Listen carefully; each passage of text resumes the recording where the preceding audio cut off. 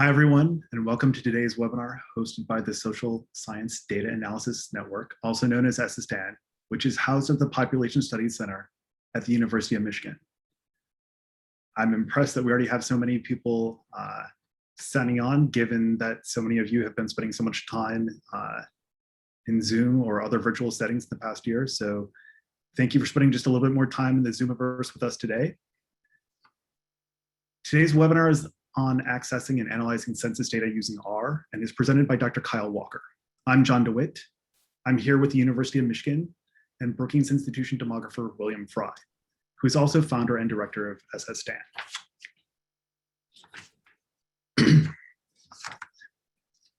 Well, welcome everybody. I just want to say that this is a great opportunity for us at SSDAN, the Social Science Data Analysis Network, to start this webinar series in March. These webinars are this one today, Accessing and Analyzing Census Data Using R with Dr. Kyle Walker, is one of three that will be using R and showing you how to use census data and access it with R in three different bits, I guess, this Thursday, next Thursday, and then the 25th. It's a first for us. We have for many years at SSDAN been doing workshops, webinars, and hosted a website for which many hundreds, in fact, thousands of teachers have used our materials to use census data in their undergraduate and even graduate student classes. But this is our first opportunity to use R and introduce this to a large audience. Our project, this project for the last few years is funded by NICHD. And as John DeWitt indicated, it's located at the Population Studies Center at the University of Michigan, which is part of the Institute for Social Research at the University of Michigan.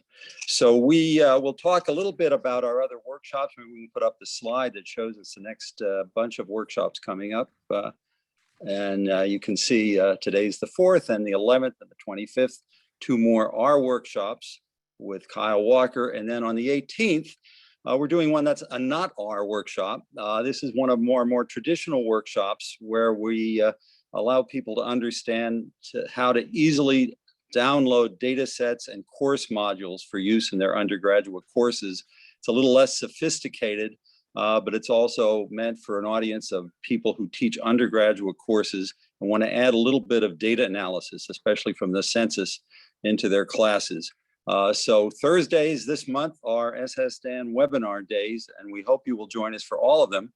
But now I'm going to turn the baton over to John DeWitt again, who will introduce Kyle Walker. Before we go any further, though, I want to point out a couple quick housekeeping details. First, the links provided on both the first slide and this slide are also found in the chat. The resources will be helpful on the first slide. Will be helpful for Dr. Walker's presentation. Second, the 3-hour webinar will be split into 3 one-hour segments. Toward the end of each hour, there will be an opportunity for some Q&A. Please feel free to use the Q&A function to submit your questions ahead of each Q&A session. Today's webinar is presented by Dr. Kyle Walker. Dr. Kyle Walker is Associate Professor of Geography and Director of the Center for Urban Studies at Texas Christian University. He received his master's and PhD in geography from the University of Minnesota. Dr. Walker has taught a range of courses in geography, particularly in human geography. He's also taught courses in data analysis and visualization using R, Python, and GIS. Outside of the traditional classroom, Dr. Walker has further created a virtual course in DataCamp for the DataCamp online learning platform called Analyzing US Census Data in R. He is an R developer who actively contributes to a range of packages, including several he will discuss today. As an extensive SAS user myself, who has a few terabytes of ACS and census summary data, I'm excited to learn about what R has to offer. And with that, I will turn things over to Kyle.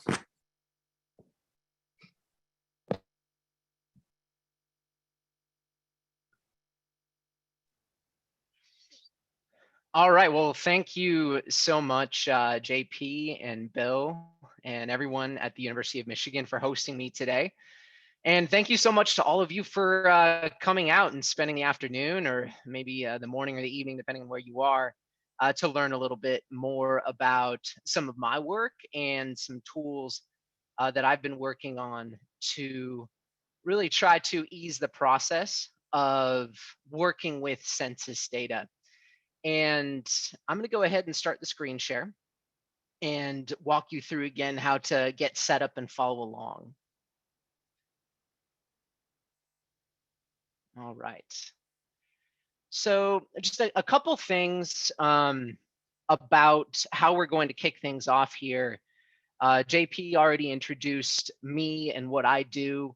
Wear a number of different hats, developing our packages, working as a spatial data science consultant, and also teaching at TCU. What you're getting today and over the next few Thursdays is a preview of my forthcoming book, Analyzing the US Census with R. It's been years in the making, but these workshops are really pushing the book along. And so that should be coming later this year. So something to look forward to. As far as getting started, we'll talk about that a little bit more in just a second and some of the resources. But some things to look forward to in terms of content. Today's workshop is focusing on an introduction to analyzing and accessing census data, specifically with the Tidycensus R package. There are a lot of other things that Tidycensus can do. We're not going to be able to cover all of it today.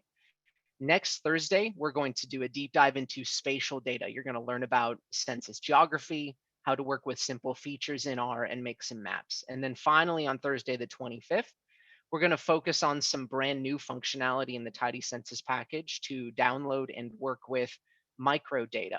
And if you haven't worked with microdata before, it's a pretty interesting and useful tool that Census provides, and just only in the past year or so started providing API access for. So as JP mentioned, this is organized into 3 hours. And so kind of 3 back-to-back sessions. The reason why we're doing that is to try to manage it into chunks. And so if for those of you who can't attend the entire time and maybe want to come back and catch the recording for an hour or two, you can plan accordingly. We're going to start each chunk on the hour and take a little break and have some exercises for you to do toward the end of each hour. The first hour is just going to be all about getting started with Tidycensus. Hour number 2 is going to be about wrangling census data with tidyverse tools. So that's going to start at 2 p.m. Central Time. And then at 3 p.m. Central Time, we're going to work on visualizing US Census data with a focus on some tools in ggplot2. All right, so let's kick off part 1. How do we get started with Tidycensus? What is it? What do you need to do to start bringing census data into your R environment? The first things first, that what I do want to touch on before we really get into the content is just flip over real quick to a couple things. So there's a companion GitHub repository here. For those of you who are familiar with Git and GitHub, this is going to be your portal to access the resources. You can search for me or use the links that JP provided on GitHub. You'll see I have a repository called Nhgis Workshop. This is where all of the materials and the slides are going to be hosted for the workshop series. What you can see going on here is we have the code, and we have a little terminal command that if you're familiar with Git, you can use to clone the repository to your computer. You can then navigate into that repository, specifically the census data in R folder, the code folder. You'll see this part1 code.r file.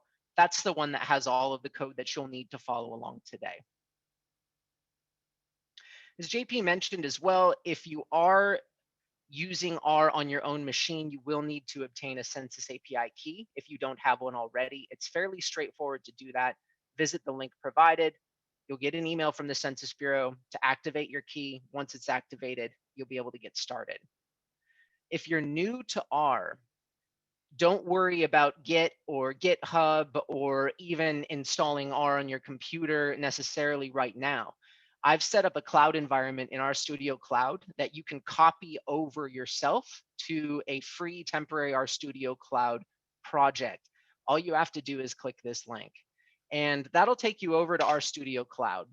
And I'll show you what that looks like here. You'll see something like this, where you have all of the code available, and all you need is either, if you have a GitHub account or a Gmail account, you can log right in, and you won't burn into a paid account with what we're doing today. All that code is sitting right there for you, and all of the R packages are pre-installed. This is the easiest way to get up and running. And then I have an API key provided here for you that you can use. So this is, one way that you can get up to speed if you're brand new to R and you're wanting to learn about this a little bit more, but you don't necessarily want to take the time to get everything installed and configured. A couple things about RStudio Cloud. This little button here, the workspace panes button, allows you to reorganize the different panes. And so you'll see here that there's a script editor. I'll be working in that in my own version of R. You'll see an R console down at the bottom here. I have my R console over on the right. That's how I like to organize my panes in RStudio. So if you want to replicate that, you can click this little window button here and choose console on right, and that'll move it over to the right-hand side. All right, with that in mind, let's go ahead and get moving. So typically, and for a long time, when I was first learning how to use and work with census data, I engaged in this type of workflow, grabbing data from the US Census Bureau. So my background is in population geography. That's where I do the bulk of my research. And so I'm working with data from the Census Bureau all the time. And this means spending many, many hours on the old American Fact Finder, which I'm sure many of you are very familiar with. And now that's transitioned over to the new interface at data.census.gov, which you can see up here in the upper left corner. So a traditional workflow might involve going to data.census.gov, finding a table from the census or the American Community Survey that you want, pulling that down as an Excel file, and then opening it up in your spreadsheet editor of choice and working with data from there. Now, this is a tried and true workflow and may work very, very well for a lot of applications, but it's not always the easiest to integrate into an automated workflow that uses, say, a programming language like R. You see how tables are often formatted. This is a stylized Excel spreadsheet here, but that doesn't necessarily align directly with, say, the types of data structures that are necessary to really get going with tidyverse or modern R-based tools. A potential resolution to that is an amazing resource that the Census Bureau has introduced and made available, which is the Census API. And that's linked here on the slide. But the Census API, if this is the first that you're hearing of it, is basically a data portal that allows developers to use a programming language or web queries to access census data resources. There are lots and lots of different APIs, and there are a lot of software resources that allow developers working in a variety of different programming languages to programmatically access those resources. One of the best ones in R is HANA Rex Census API package. If you're not using Census API, you should be. It accesses every single API provided by the Census Bureau. So if you want to plug into all of the different data resources that Census makes available, Census API lets you do that. ACS is an older package. It's been around for a while, but really innovated in this space, creating a programmatic R-based interface to interact with census data resources. If you prefer other programming languages, there are solutions for you. SenPy is my favorite, Levi Wolf's package over on the Python side for accessing and working with census data in Python. And then the City SDK package over in JavaScript is pretty great, allowing you to consume some of these data resources if you're coming more from the web development side of things. I'm coming to this, however, I'm talking about Tidycensus, which is the package that that I created 4 years ago now to act as an R interface to a variety of different Census APIs. It doesn't have the breadth of Census API. It focuses on specific data sets that, to be frank, I commonly use in my work, but I've seen as kind of the most commonly requested data sets from the Census APIs. And so Tidycensus lets you get access to decennial census data, American Community Survey data, Population Estimates Program or PEP data, and then the public use microdata series APIs, which we'll cover more in a couple weeks. What Tidycensus does, it tries to be fairly opinionated about how it gets you data. It does a lot of data wrangling for you under the hood. It makes a request to the API, and then it formats that data specifically to help you do work within the tidyverse and with tidyverse tools.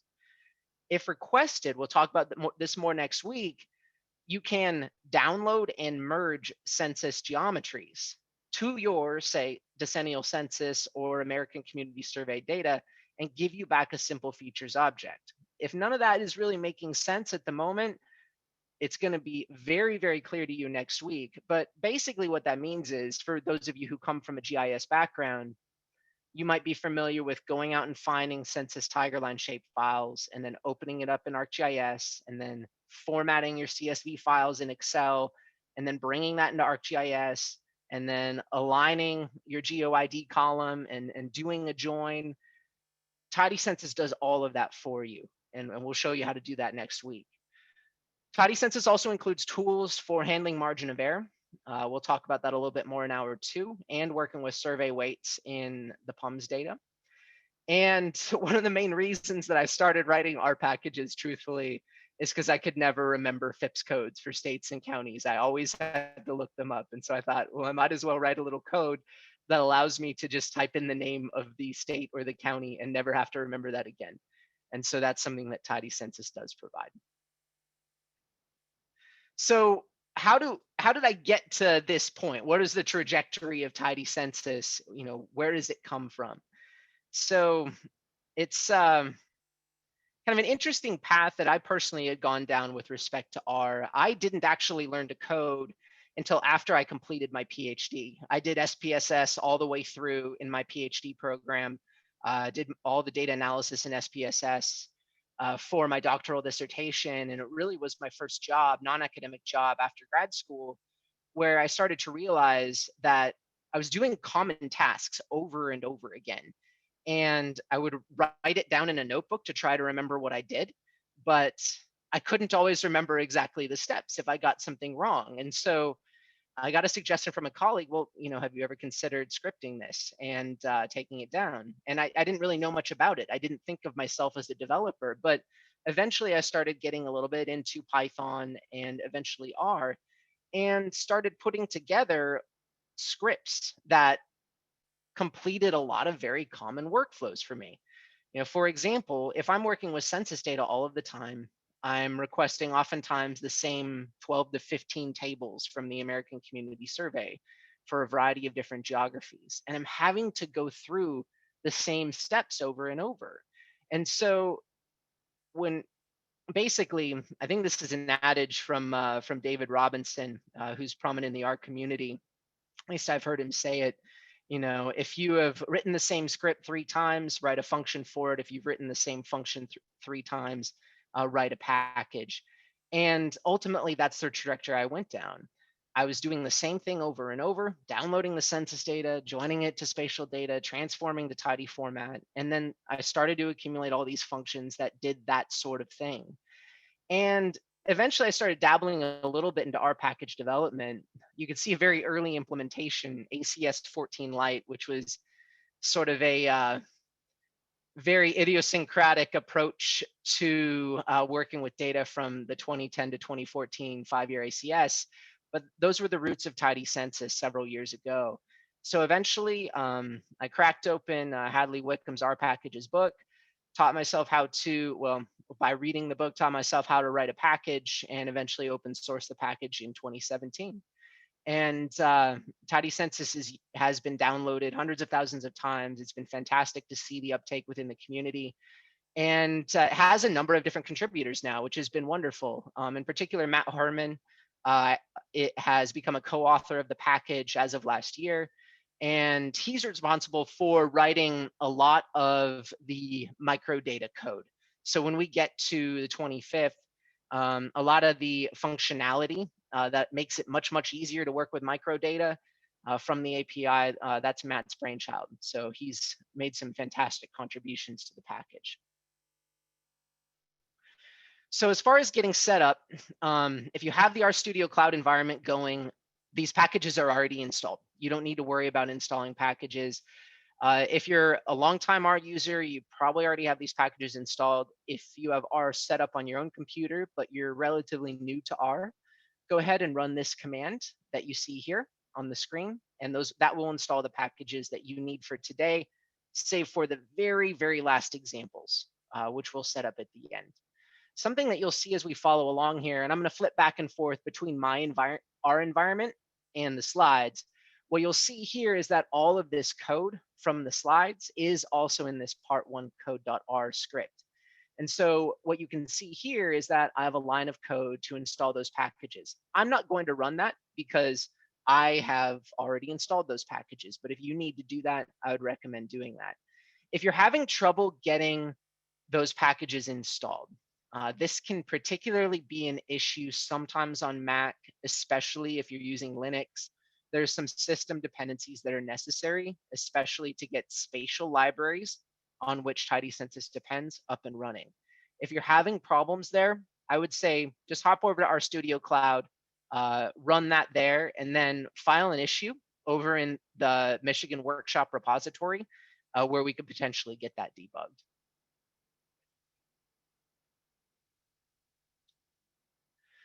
The second step to get started, and we've mentioned this a couple of times already, but you'll need a Census API key.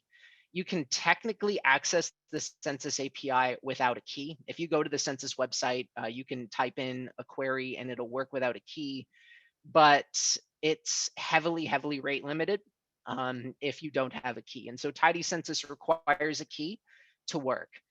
To get your key to work, once you've acquired it, you're going to use the Census Api Key Function to set your key as an environment variable. An environment variable, basically what that means is it's an R variable that is accessible to your global environment. And the Census Api Key Function, which includes some fantastic contributions as well from Chris Eberwein, who allowed for the installation of this key in your environment file. If you replace this code here, your key goes here with your API key, and you run it with install equals true, it will write out your API key and it will save it for you. And so every time you start up R from there on out, it'll be saved for you, and you don't have to worry about remembering your key really ever again. And then you don't have to hard code it in any of your scripts, which is also a good thing. So go ahead and get that set up. If you're installing the key, it might prompt you to restart R. And so restart R if you need to, but also you don't have to install the key. If you just run this one time, it will set it for your current R session, and you'll be good to go for today. All right, so that's the setup, that's the background. Let's spend a little bit of time getting to know Tidycensus. So there are two main functions in Tidycensus that you are going to encounter and use the most. And a little bit of background for those of you who are brand new to R. Basically, if you're here, you have some interest in R, maybe some experience in it. R is one of the most popular software environments for statistical computing, but not just that. It can do really just about anything that you can put your mind to. And when you're working with R, there are going to be a variety of different building blocks that we're interested in. And so this workshop isn't intended as a broad introduction to R, but if you are new to R, there are a couple different concepts that will be important for you to understand. A couple object types in R that you'll want to know about are variables and functions. Those are core components of programming. You know, when I teach Programming 101 in my data analysis class at TCU. It's one of the first things that we cover. And you can think of this, I'm going to go back to my R environment. What we have here that's highlighted is an object named pop10. That is a reference to some other quantity of interest. It's going to store something. In this case, it's going to store data. The arrow operator here is an assignment operator, which means, and you can read this as, assign the result of whatever this code is to this object named pop10. So pop10 is going to store whatever we get back by running this code.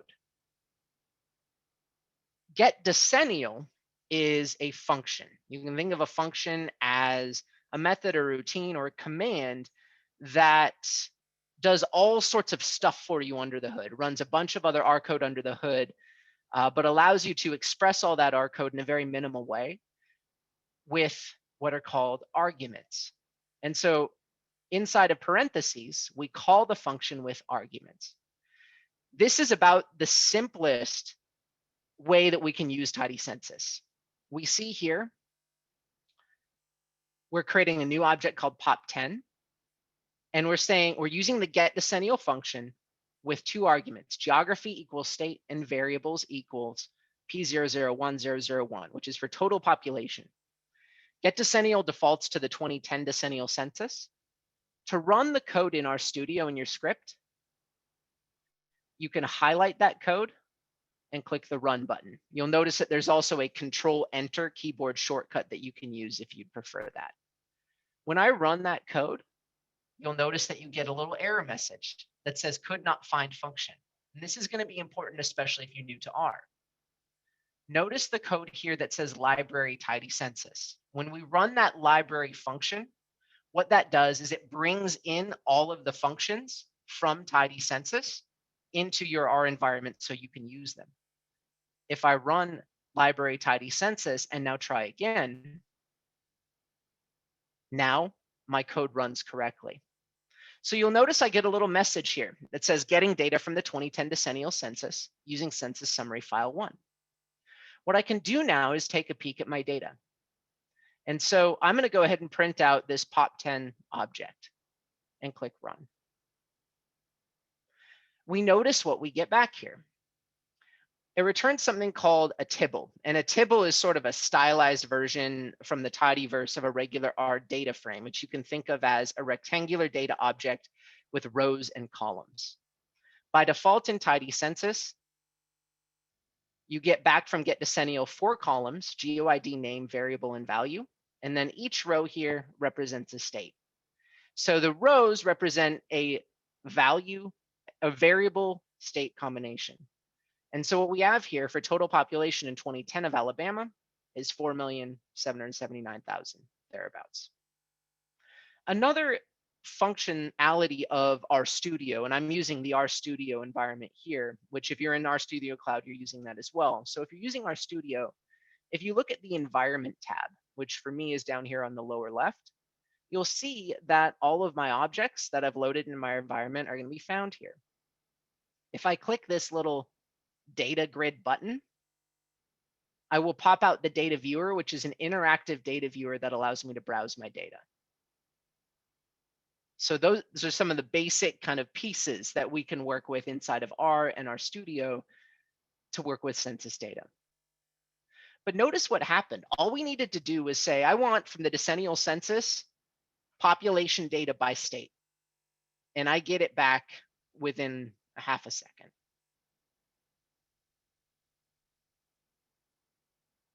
Jumping back here to the slides, you'll also commonly be working with in Tidycensus the American Community Survey. So the American Community Survey is a companion to, but distinct from the decennial census. It's an annual survey of around 10 million households. So it'll cover maybe between 9 and 10 million people a year. And it asks more detailed questions than the decennial census. So whereas the decennial census, for those of you who filled out your census form back in 2020, you were asked about race, ethnicity, age, sex, and really not a whole lot more than that.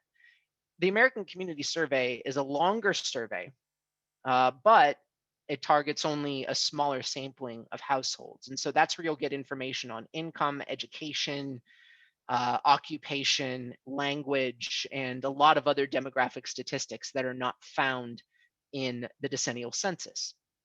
The get ACS function is going to be your workhorse for grabbing data from the American Community Survey. This function defaults to the 2015 to 2019 5-year ACS. There are 2 active ACS data sets you can get. The 1-year ACS, which comes out every year and focuses on a specific year, covers populations, geographies of population 65,000 and greater. The 5-year ACS, which is sort of averaged over a 5-year period to deal with sampling size issues, allows you to get geographies all the way down to the census block group, which we'll explain a little bit more in a moment. So the code you see here on the screen, what that is getting is at the state level from the most recent 5-year ACS, 2015 to 2019, data on median household income. So the variable code here, B19013_001, that gets you median household income. That's the code that corresponds to that. And so if we go back to R, I can fetch that data. I get another little message here that says I'm getting data from the 2015 to 2019 5-year ACS. I can print out the result. And here's what I see. You'll notice that the data that we get back from get ACS looks a little bit different from the data we get back from get decennial. As the decennial census is designed to be a complete enumeration of US population, its values that it reports back are not characterized by sampling error or margin of error. So we don't get that information back. The ACS, being based on a sample, is characterized by margin of error. And so Tidycensus by default always gives you back the estimate. So in this case, your estimate represents the estimated median household income by state. And then that's found in the estimate column. And then the MOE column represents the margin of error around that estimate. Margins of error in the ACS by default are reported at a 90% confidence level. So you can read this roughly as in Alaska, the median household income is $77,640 plus or minus about $1,000. And we're 90% sure that the true value lies somewhere in that range. That's roughly how you can interpret that. And so this was a design decision that I made early on when writing Tidycensus, as you know, ACS estimates are often treated as counts. And while they are an estimate potentially of count data, they don't represent precise numbers and really shouldn't be treated as such. And we'll talk a little bit more about how to handle that in hour 2 and also in hour 3. So as mentioned, you can get data from the 5-year American Community Survey. You can also get data from the 1-year American Community Survey. And so the argument survey equals ACS1 allows you to grab data specifically from the 1-year ACS. Remember that the 1-year ACS only gives you data back for geographies of population 65,000 and greater. And so if you're doing county level analysis in your state, you're only going to get data back for the largest counties. So that's something to be aware of. You'll need the 5-year ACS to get everything. That said, if you're doing, say, state level analysis, or if you're analyzing metro areas that are very, very large, the 1-year ACS may be the way to go. And so in this particular case, we're grabbing the same data, median household income, but from the 1-year American Community Survey instead of the 5-year. And so I'm going to go back to R and I'm going to run that code. Notice here that the structure is the same, but look at the margins of error around those estimates. You'll notice that Alabama's estimate has gone up slightly. Alaska's estimate has gone down. Arizona's estimate has gone up. So we're getting more recent data here. So if you need the most recent data, this might be a better option for you to go for the 1-year ACS. But also notice that the margins of error are larger. For example, the margin of error around the estimate from the 5-year ACS In Alaska, it was only around 1,000, but from the 1-year ACS, it's about 2,700. So while we're getting more recency with respect to our data, we're also adding uncertainty in those estimates. So that's just something to be aware of.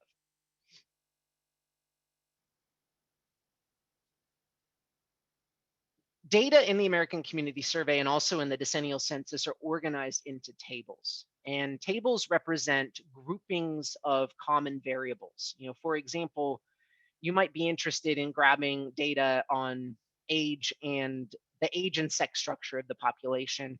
This is a pretty commonly used table for a variety of different applications, but you don't necessarily want to type in every single variable code to get that. That's where the table argument comes in. We can specify here using getACS that I want all of the variables that start with B01001, which covers the age and sex structure of the US population. I can jump back over to R and I can run the code that generates that. And you'll notice what I get back here. I have a bunch of different Alabamas. By default, Tidycensus returns data in long form. I'll talk more about what that means in just a second, but we have all of these different values stacked on top of each other.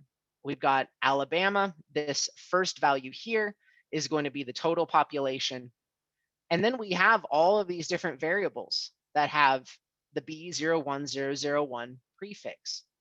This one here is the total male population, and then it starts breaking it down into different age groups. You might be asking at this stage, well, how do I know what these different variable codes mean? We'll talk about that more in just a little bit.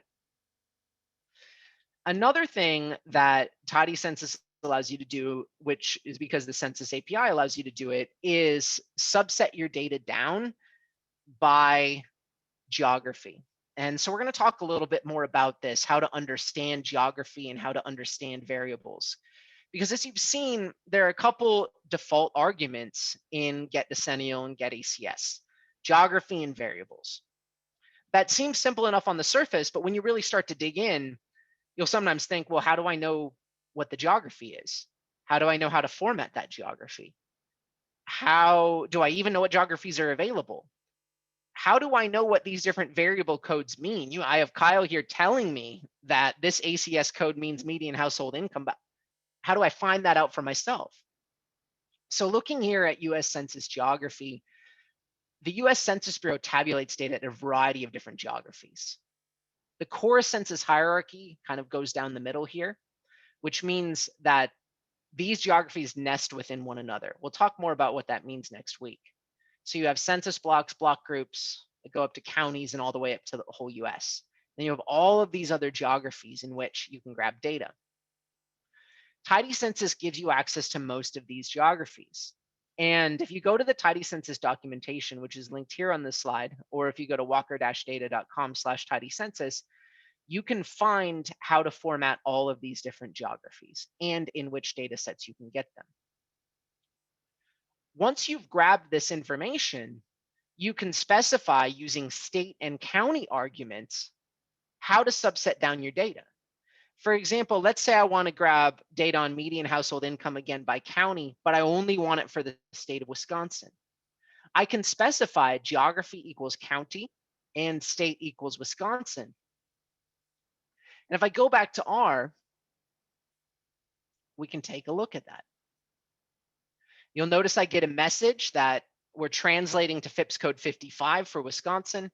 And here we have all the counties in Wisconsin with their estimates and margins of error. Beyond that, I can subset further. Let's say I want to grab census tract data. I can specify here geography equals tract, and then say I want to grab data specifically for Dane County. So census tracts, if you're not familiar, they are loosely analogous to neighborhoods. So on average, they have about 4,000 people, but in practice, they can range between 1,000 and maybe 12,000 people. If I run this code here saying I want tract level data for median household income for all of the census tracts in Dane County, Wisconsin, I can run that code and take a peek. And here I go. Now I have at the census tract level for all 107 census tracts in Dane County, which is Madison, Wisconsin, for those of you who aren't familiar, I have median household income information. So that's how you handle geography. But how do you handle variables? This is a very common question. And this is a hard thing to deal with, to be honest, because there are tens of thousands of variables in the American Community Survey. How can you possibly remember the codes for each and every one? Well, fortunately, you don't have to do that. And we've written in Tidycensus some functionality to try to make it easier for you to look up variables. This is not the only way that you need to look up variables. I strongly recommend Census Reporter. It's really my favorite resource. I use it all the time to look up ACS variables, but we do have functionality in Tidycensus to help you out with that too. For example, what we see here is the use of the load variables function. If I specify the load variables function with a data year, or in this case, the end year of the 5-year sample, and then a data set, which here is ACS 5, I can pull down all of the variables from the ACS, and then I can use the interactive viewer in Rstudio to browse. So running this code, I'm going to go ahead and run that through.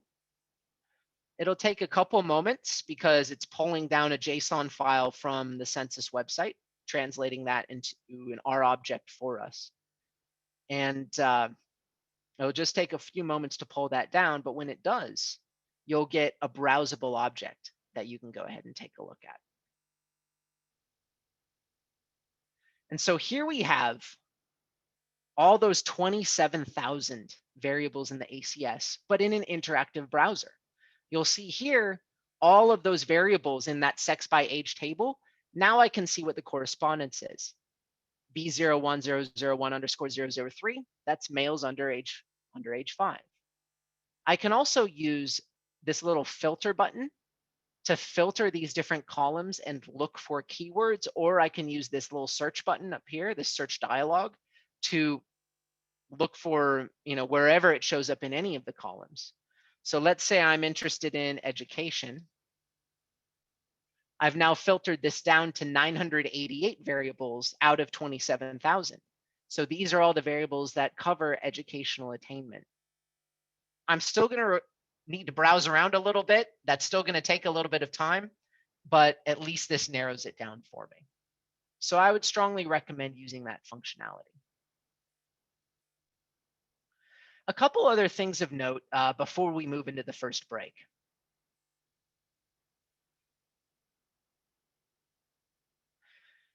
We're going to be talking a little bit about data structure in Tidycensus. And as I mentioned before, I designed Tidycensus to be sort of reasonably opinionated with respect to the structure of data that it gets back. And this is something that we'll return to at the beginning of the second section of this workshop.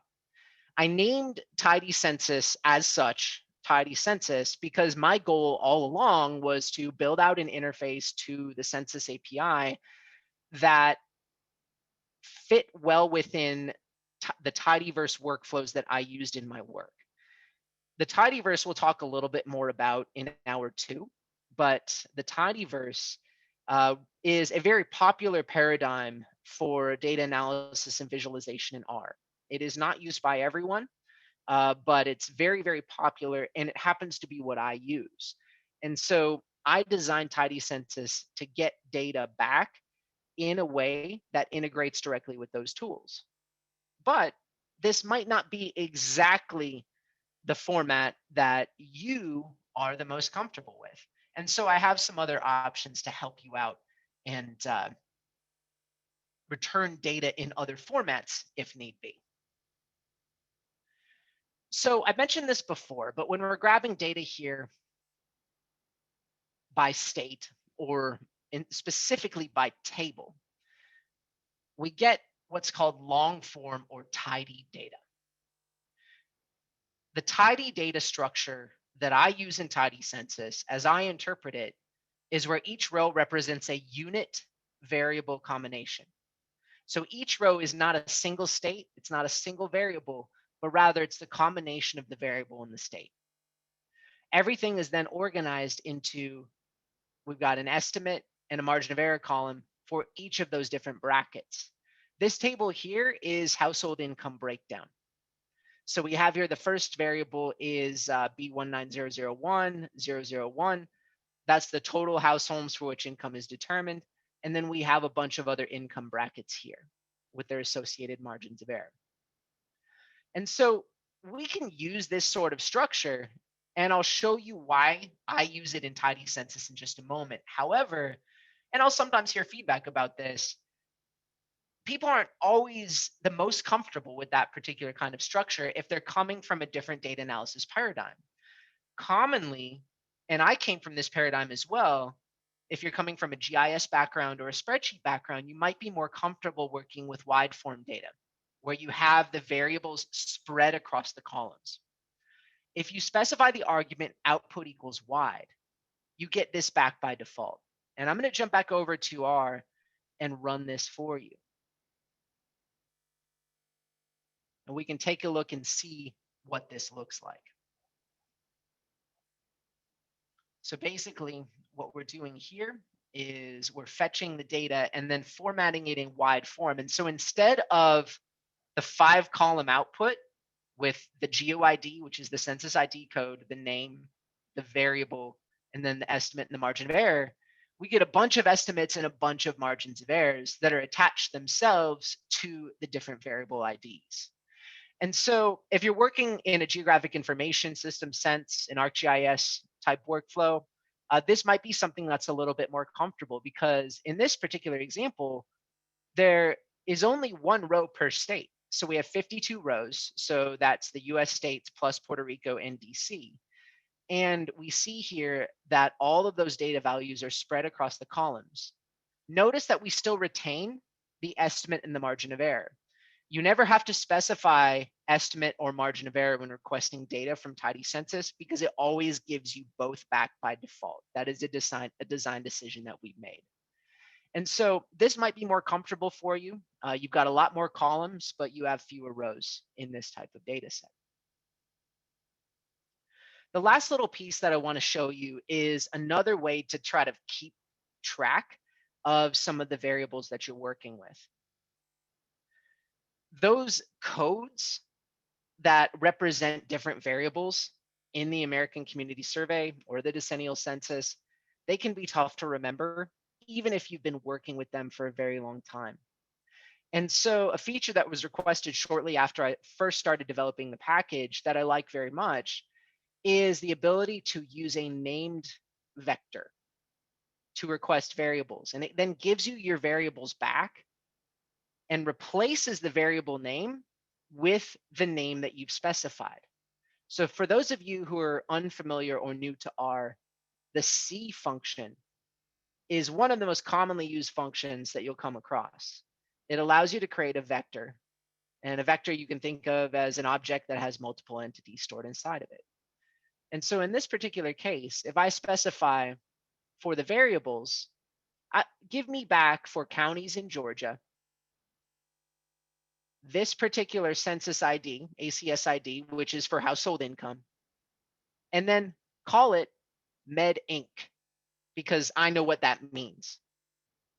And for this particular variable, which is median age, call it Med Age. If you run that code through and then take a look at the output, you'll notice that the ACS variable ID gets replaced with what you put in. So I could have been even more explicit about this if I wanted to. Median income, median age, and I can rerun that, and I get back exactly what I asked for. So this is a little trick that you can use, especially if you're uncomfortable with working with the ACS variable codes, which honestly, I completely understand. I've sometimes had questions asked, well, would it ever be possible for me to just type in variables equals median income and get back median income? I understand the desire to do that. The problem is there's so many different variables in the ACS that get slightly replicated and refer to different subsets of one another that I've resisted that incorporating that feature. But this is one way that you can kind of do that as a workaround. Find those variables using load variables like I showed you, and then, you know, create a catalog where you know which variables that you want to use in your project, and then use a named vector to overwrite the name of the ACS or decennial census variable, and you'll have really a more descriptive output data set. All right. That takes us to the end of part one. So what I have baked in here is maybe around a 10 to 15-minute break or so for each component. And so perhaps what we can do, Bill, JP, is let's take the next 10 minutes for participants to fiddle around and play around with Tidycensus themselves and try it out. And when we come back right at 2, let's go ahead and do a little bit of Q&A from part 1 before diving into part 2. But so let's take a little bit of a break here, but I do have some exercises for you to work on if you want to practice this a little bit. So the first one is take a look at the Tidycensus documentation and grab data on median age for a geography we haven't yet used. So maybe you could look at census tracts in the county where you live, or maybe just median age by state and see how that compares. And the second exercise is to use that load variables function to browse and find a variable of interest to you. And then use get ACS to grab data from the most recent ACS for counties in the state where you live for that variable. So there are a couple practice exercises for you.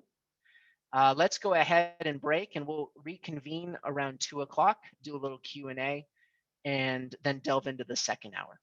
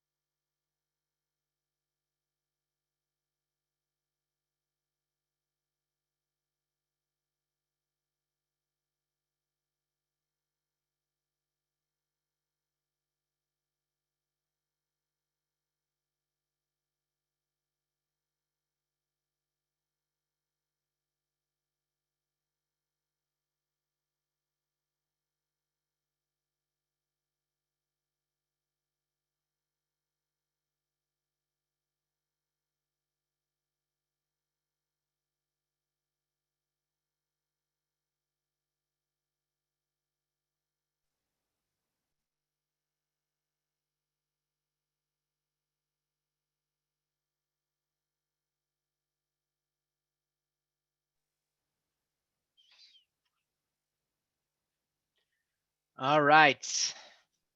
Hi, everyone. Welcome back. What we're going to do now is just go over a couple questions that JP has curated from the first batch of content. We'll spend a little bit of time going over that now and then dive into the second section. Sounds great. Thanks, Kyle. We have plenty of questions. There's no shortage of them. So we'll try to get to as many as we can in the short time that we have right now. But one question that I had, you mentioned a product very quickly, sort of in passing, and it's a product that I use and I know is very valuable. And I wondered if you could quickly just kind of comment on Census Reporter. Yeah, absolutely. Something that I think reasonably I could do right now is just visit there. And it's at censusreporter.org. And if you're not using Census Reporter, it is a phenomenal resource. So basically what you can do is you can browse through and you can grab basic facts. You can even do some data visualizations. There's data available for you. But what's very, very useful for me is to use their interface to go through and really have an alternative to load variables for trying to figure out what you're looking for. If I'm looking for, say, education, I can type this in and I get back all of these different possible examples for ACS tables that I might want to use to look at educational attainment. And so, for example, I could go to the basic documentation for education, and you can even see what you get back here. It shows you the questions that people actually answered on the American Community Survey. And so oftentimes this is really, really useful because at the end of the day, when you're working with aggregate data from the ACS, it's data that's been aggregated up from all of these different questions that people have filled in. And then I can go down and I can look at all of these different tables that I might be interested in. Here I have table 15003, which is the one that I most commonly use. I can click there and I see all of the different columns in the table. I see what the universe is. I get some more topic pages that tell me about the questions that were asked. And it really makes a lot of this information a lot more accessible. So I tend to recommend a fairly multifaceted approach to working with and figuring out what you want to look at with respect to census data.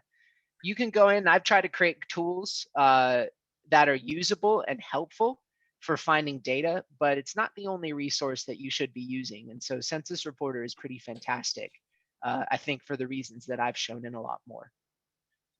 Absolutely. I like it for the same reasons. So we have another question about the API key that's in Rstudio Cloud. So we have a question asking, can I use the API key that exists in Rstudio Cloud workspace in my own Rstudio running on my desktop computer? You can use it for today. I wouldn't recommend using it longer term. I would get your own.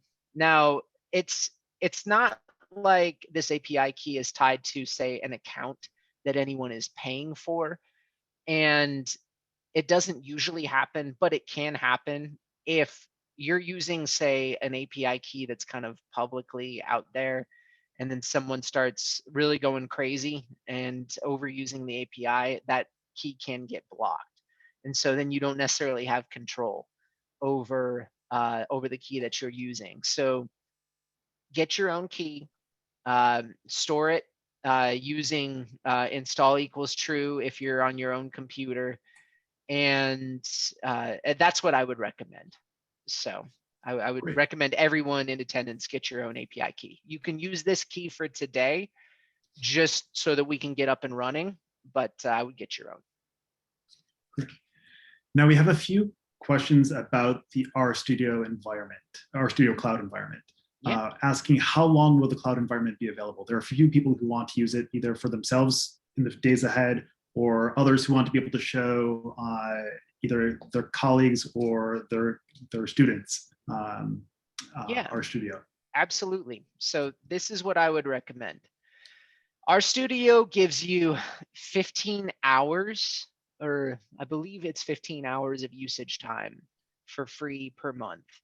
So if you want to use Rstudio Cloud for free, 15 hours, and you're using it as an actual sort of cloud computing environment, that gets eaten up pretty quickly. For something like this today, it's great because we're just here for a couple hours and we can go and we can run it. But there are a couple of things to be aware of with Rstudio Cloud.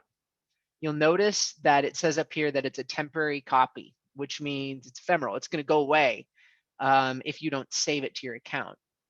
If you click Save a Permanent Copy, what it'll do is it'll bring that into your actual account and make a project for you that's copied over from my original project that I made. Now it's yours, and it's going to live in your account as long as you have that account.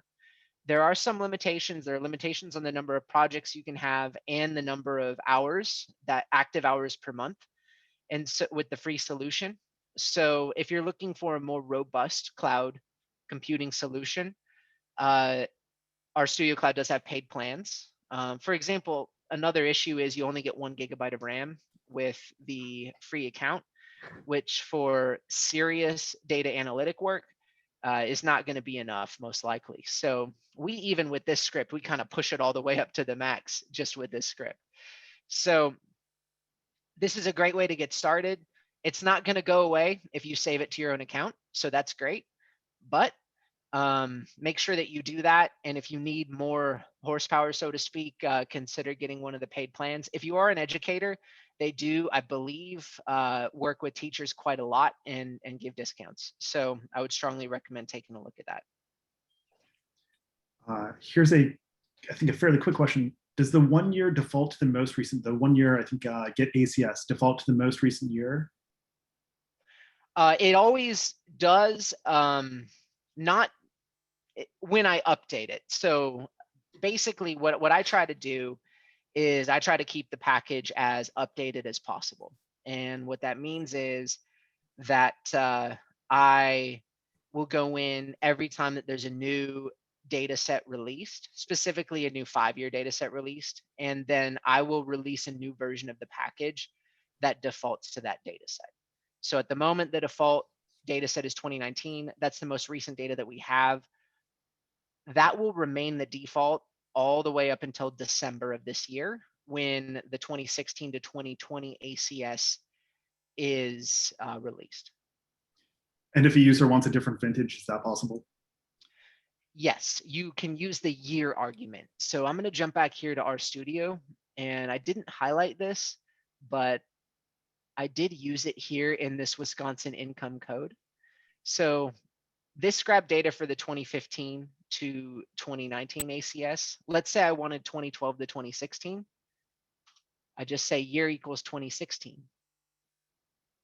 I run that. It tells me I'm getting data from the 2012 to 2016 ACS. And we have support going all the way back to, at least for the 5-year ACS, 2005 to 2009. So not every variable is available in the 2005 to 2009 ACS, but a lot of them are. And so there's a pretty good time series available. Okay, great. One final question. We have several users who are very interested in small level geographies, blocks, Okay. block Yeah, groups, and census absolutely. tracts. Most of them are asking, is it possible to grab all census tracts or all block groups, or at least for one user, all blocks for the entire nation? So yes, with an asterisk. You absolutely can, but Tidycensus is not designed for that because the Census API is not designed for that. So there are 11 million or so blocks in the 2010 census. The 2020 geographies just came out. We'll talk more about those next week. I don't know how many blocks there are in the 2020 geographies, but that's a lot. So that's a lot of data for the API to return. And so invariably it gets limited. You can't just go into the API and say, give me all 220 or 230,000 block groups for the US in a single API call. Instead, block groups, they used to only be available by county. Now they're available for some of the vintages by state, but that's a little uneven at the moment. And so assembling these data sets for the entire country, what Matt and I have done is try to put together some internal functionality that combines data. So it'll hit the API multiple times and combines data as best as it can, but it doesn't do this for the whole US. So you can get county level for the whole US, but for census tracts and block groups, you're going to need to go by state. That said, what you can do, and this is a little bit slightly more advanced programmatically, you can use an iterator. So if you're familiar with the per package, the mapped functions in the tidyverse, that's what I tend to use. You could iterate over a sequence of states or state names and use a function, say like mapdf, to stitch them all together. You'll just end up hitting the API a bunch of different times and then putting it together. I do get this question some. Well, I want all 11 million blocks in the US. Couple different options for you that I would probably take a look at. If you want to use R, there's a package called Total Census that is a little different from Tidycensus in that it doesn't hit the API. And what it does is it downloads from the FTP server full census data sets and stores them on your computer, and then gives you functions to sort of query and load in those data sets. You might want to look at Total Census if you want an R-based solution for grabbing all the data for the United States. Tidycensus isn't really made for that. The other option that I strongly recommend, because I went to the University of Minnesota, but not just because, is the National Historical Geographic Information System, or NHGIS. NHGIS, if you're not familiar, is a phenomenal project that has a team of researchers who have done the hard work of harmonizing census data over time. They have aggregate data and geographies going all the way back to 1790, which is amazing. And you can get bulk downloads of data from there. They do have an R package, and they do have a data download API. The IPAMS R package allows you to access NHGIS data. So that might be a solution for you. You can do it in Tidycensus, but you are hoping that if you're hitting the API a couple hundred times, that you don't have an internet hiccup. So some of those other solutions might be preferable. Great. Thank you for those. We'll hand things back off to you for the second hour. Okay, sounds good. I'm gonna need to mute and video off for 2 seconds, get resituated, and we'll get things started.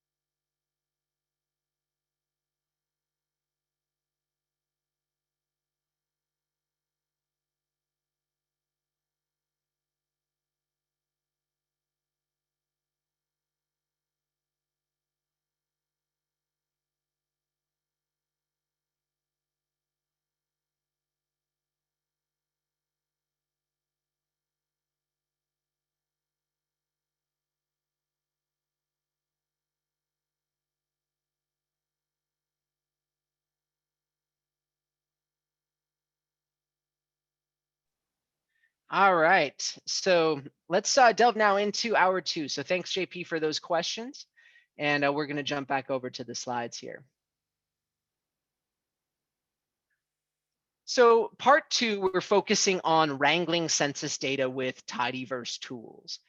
And I've mentioned before that I designed Tidycensus because I wanted the data that I use on a daily basis in my work in a format that is ready to go for analysis with the tools that I use on a daily basis in my work, which is tools in the tidyverse. And so a little bit of background about the tidyverse. The tidyverse is an integrated set of packages. Originally, way back, it was called the Hadleyverse after Hadley Wickham's work in this area, the chief scientist at Rstudio, but it was renamed the Tidyverse because it has a lot more contributors now than just Hadley. And it's housed over at Rstudio. And the goal of the Tidyverse is to create an integrated sort of set of packages that are designed to work together and allow you to kind of streamline your data analytic workflows using very straightforward syntax. And so the Tidyverse, for those of you who are R users and knowledgeable R users, that's going to be familiar to you. And if you're not familiar to R, the Tidyverse is a nice way to get acquainted with R. It's an opinionated way of doing data analysis. It aligns very well with how I do work.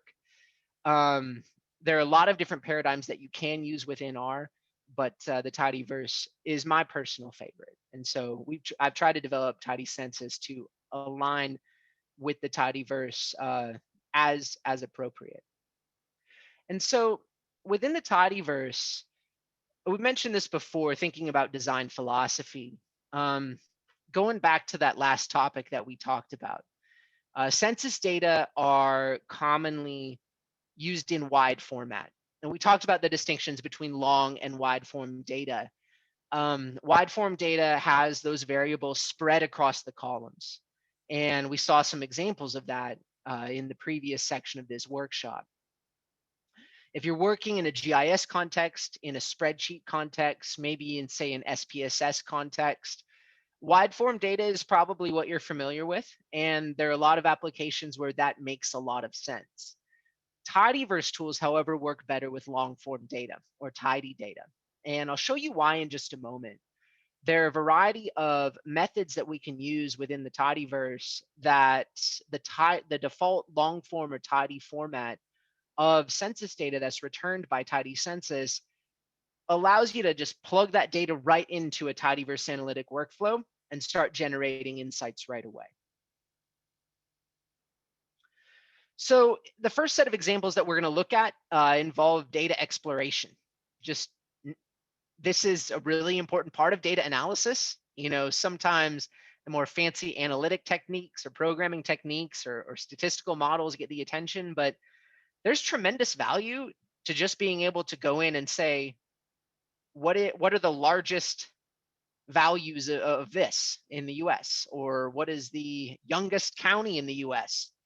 Just being able to know how to do that is extraordinarily valuable. And we can do this in a fairly straightforward way with Tidyverse tools. So we're going to take a look at a variety of Tidyverse functions, generally speaking, coming from the dplyr package. So the dplyr package is really one of the workhorse packages within the Tidyverse. It has got to be, I would think, one of the top 5 or top 10 most downloaded packages in all of R. And its functions are heavily used, especially if you're coming from a database background. They're heavily used to do data manipulation, similar to what you might commonly do in a SQL database. I need to create a new column. I need to sort my data. I need to query it. dplyr has functionality with sort of clear verbs to facilitate that. So we'll take a look first at answering some questions using Tidyverse tools. We're going to look at the arrange function, which sorts data based on one or more values or one or more columns, and the filter function, which allows you to query your data based on an expression. So let's try to answer this question. And maybe some of you who are seasoned demographers know the answer to this off the top of your head, but I'll be honest, I don't have this memorized. You know, what are the youngest and oldest counties in the United States by median age? And there are vast disparities in the United States along these lines. So let's grab a little bit of data and take a look at this. So I'm going to jump back over to R here, and I'm going to scroll down to this median age section. So let's grab this data, load in the Tidyverse package, pull in the data, you'll notice at the county level, we can very quickly grab data for all counties in the US. And let's take a quick peek at our data. So this data set has not been sorted in any capacity. It's just coming in as it comes in by default from the API, which is in order of GeoID, and which effectively is alphabetical order by county and state. And so we see here median age. You've got counties in Alabama, which tend to have median ages, late 30s, early 40s. But there are wide variations in this particular variable and those values across the US. And so let's get started exploring this a little bit. The first thing that we're going to do is sort our data in ascending order. That'll allow us to see what are the youngest counties by median age in the entire United States. So we use the arrange function here. The first argument is going to be our data set, and the second argument is going to be the column name that we're going to look at. We don't have too much time to get into how the tidyverse handles something called non-standard evaluation, which basically allows you to put variable names in as that are unquoted to save you some keystrokes. But if you're interested in the design philosophy of the tidyverse in that capacity, I would strongly recommend reading up on it. So if I run this code here, arrange my median age data set in order of estimate, let's run it. I get back my same data, but ordered in ascending order of median age. So I can see now the youngest counties by median age in the US. You'll notice that the two youngest quote unquote counties are not in fact counties at all. So the counties from the API and the census include counties and county equivalents. And if there are any of you from Virginia, you'll be very familiar with this. If you're not from Virginia, you might be a little less familiar, but Virginia has both counties and independent cities. And so Lexington, which I believe is where the Virginia Military Institute is located, is it has the lowest median age of any county or county equivalent in the United States at 22.3. You'll notice a few other counties that come in, Todd County, South Dakota, Madison County, Idaho, which is around Rexburg, Idaho, Whitman County, Washington, Clay County, South Dakota. And so you can browse through this if you want to. You can view your data as well. So another way that you can interactively do it, and I should show you this, is I could pull up my median age data set in the data viewer, and I can actually interactively sort my data just like you would in a spreadsheet. So that's a handy feature as well if you want to do it interactively. So we've seen the youngest counties or county equivalents. What about the oldest? If we use this desc function in the tidyverse, I can say, give me back counties in the US arranged in descending order of their median age. So let's run that through and let's take a look at the oldest counties in the US. Sumter County, Florida is by far the oldest county in the entire United States, about 6.5 years older in terms of median age than the second oldest county in the US. And for those of you who know Florida, it's of course a very popular retirement destination, but Sumter County is home to a community called the Villages, which is one of the fastest growing communities in the entire country. And much of it is a planned community for seniors. And it's sort of a fascinating demographic example in this capacity, but it gives Sumter County a median age of over 67 from the most recent ACS estimates. You can see a few other counties, largely rural counties across the US, couple in Virginia, got one in Michigan. Those Michigan counties are up in the Upper Peninsula. So we have some older populations up there, but you can see how with these tidyverse functions, you can, in a relatively straightforward way, start to explore your data a little bit. The second piece that you might be interested in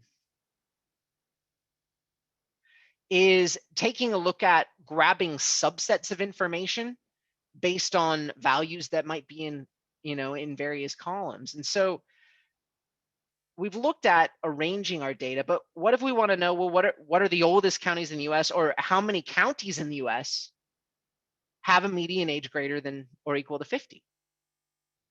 The filter function allows us to subset or query our data based on an expression. And so in this particular example, I'm creating a new object called above 50. That is the result of filtering my median age data set only for rows where the estimate column is greater than or equal to 50. If I jump back to R and I run that code through, I see that I get a data set of 216 counties. So there are 216 counties in the United States that have a median age of 50 or greater. If I want to, I can open up my interactive viewer and I can browse through that a little bit. And you can then go through and find your state. So I'm located here in Texas. I might scroll down a little bit and find all of those counties in Texas that have a median age above 50.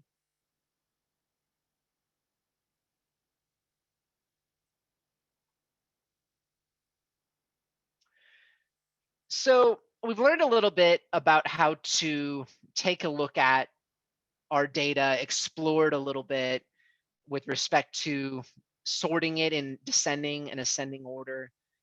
I even tell my students this. It's such a common operation that we do in spreadsheets that we don't always think about how powerful that is. Being able to know what is the biggest, what is the smallest. I tell my students this when they're learning Python. I teach Python at TCU. Sorting your data is a data analytic technique. That's something where you're generating new information that, might not be common knowledge to people. And so we can do that relatively seamlessly within the tidyverse. Something to think about, however, in terms of how many variables in the ACS and the census are organized. They're organized into tables in which, in some cases, and in many cases, honestly, the very first variable in the data set or in the table represents a summary variable. It's the appropriate denominator for which all of the other variables can reasonably serve as a numerator. For example, in the age by sex table that we looked at before, the very first variable is total population. And so that's the corresponding denominator. A good example of this is education, because educational attainment is reported in the ACS for individuals age 25 and up. It doesn't really make sense to ask a 16-year-old if she has a PhD. You wouldn't expect that that would be the case at that particular stage in your life course. And so the appropriate denominator when measuring educational attainment is not total population, but rather is the universe of people age 25 and up. And so census will organize the tables accordingly. There's functionality in Tidycensus to sort of create almost a combined or fused long and wide table that allows you to have your data in long form, but then tacks on a summary variable and a summary estimate in the case of the ACS that can be used to normalize your data. Because, as analysts, this is something that we have to deal with all the time. We're less interested in knowing, say, which county in the United States has the largest Hispanic or Latino population. Those are going to be just the largest counties by population in the US. So Los Angeles County is going to come through no matter what. We might be more interested in normalizing that by the total population and say which counties have the greatest proportion of their population that's Hispanic or Latino. That's often of more interest to analysts and demographers. We can normalize our data using tidyverse tools and summary variable functionality. So let's take a look at how to do that. What I'm defining here is a named vector of variables for 6 different racial or ethnic groups. I'm pulling from the table B03002, which is Hispanic or Latino or not Hispanic or Latino by race. So for white, this will represent non-Hispanic white. For black, this will represent non-Hispanic black, so on and so forth. We're going to grab that information for counties in Arizona, but notably, we're going to specify a summary variable. with the summary var parameter. The summary variable is the total population for whom race and ethnicity is determined. And so that allows us to look at percentages or proportions. So let's pull that data in and take a look at it.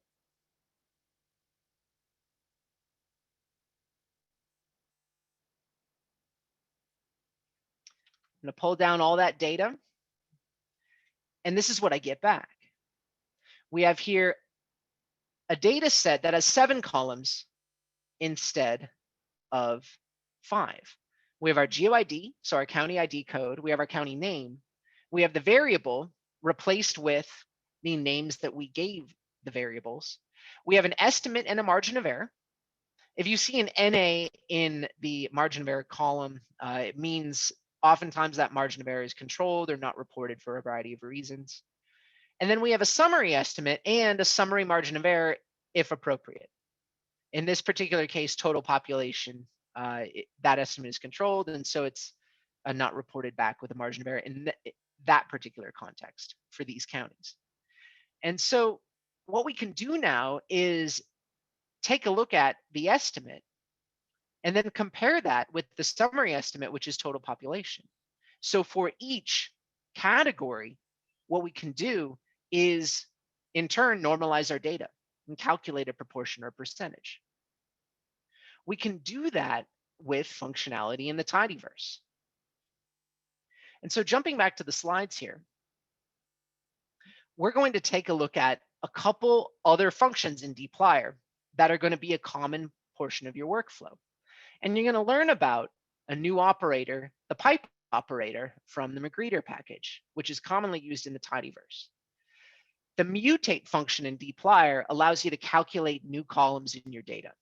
And so this is a very common thing that you need to do in data analysis. Take a value in one column and another column and divide one by the other, or add them together, or apply some formula to it. Mutate allows you to do that. The select column then allows you to retain or drop columns by name. So whereas the filter function basically subsets your data set by values in the rows that correspond to the rows, the select function allows you to either keep columns or drop them if you don't need some of the columns. And so the pipe operator, for those of you who are less familiar with R or the tidyverse, allows you to create a chain of methods, so to speak, or a pipeline of methods in which the result of one operation is carried through to the next operation. This is a great way to organize your code and not have to grab line after line after line, but rather link everything together and show how an integrated data analysis works. So in this particular case, we're creating a new object named AZ race percent. And it's calculated based on where we take the AZ race, the Arizona race data set, and you can pronounce the pipe as then. So you can read this as, take my Arizona race data set, then use the mutate function to create a new column called percent that is the result of this operation, 100 times the estimate divided by the summary estimate. Then select 3 columns that I want, name, variable, and percent. That's how potentially you can read that.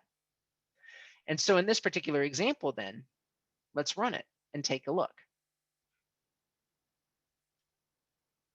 I now have back a data set in which I have the county name, I have the variable corresponding to each kind of, again, county variable combination, and I have the percentage. So Apache County is about 18.2% non-Hispanic white, about 0.5% Black, 73% Native American, and about 6% Hispanic, and then small populations of Asian and Hawaiian and Pacific Islanders. And now I can make these comparisons both across counties and across different groups.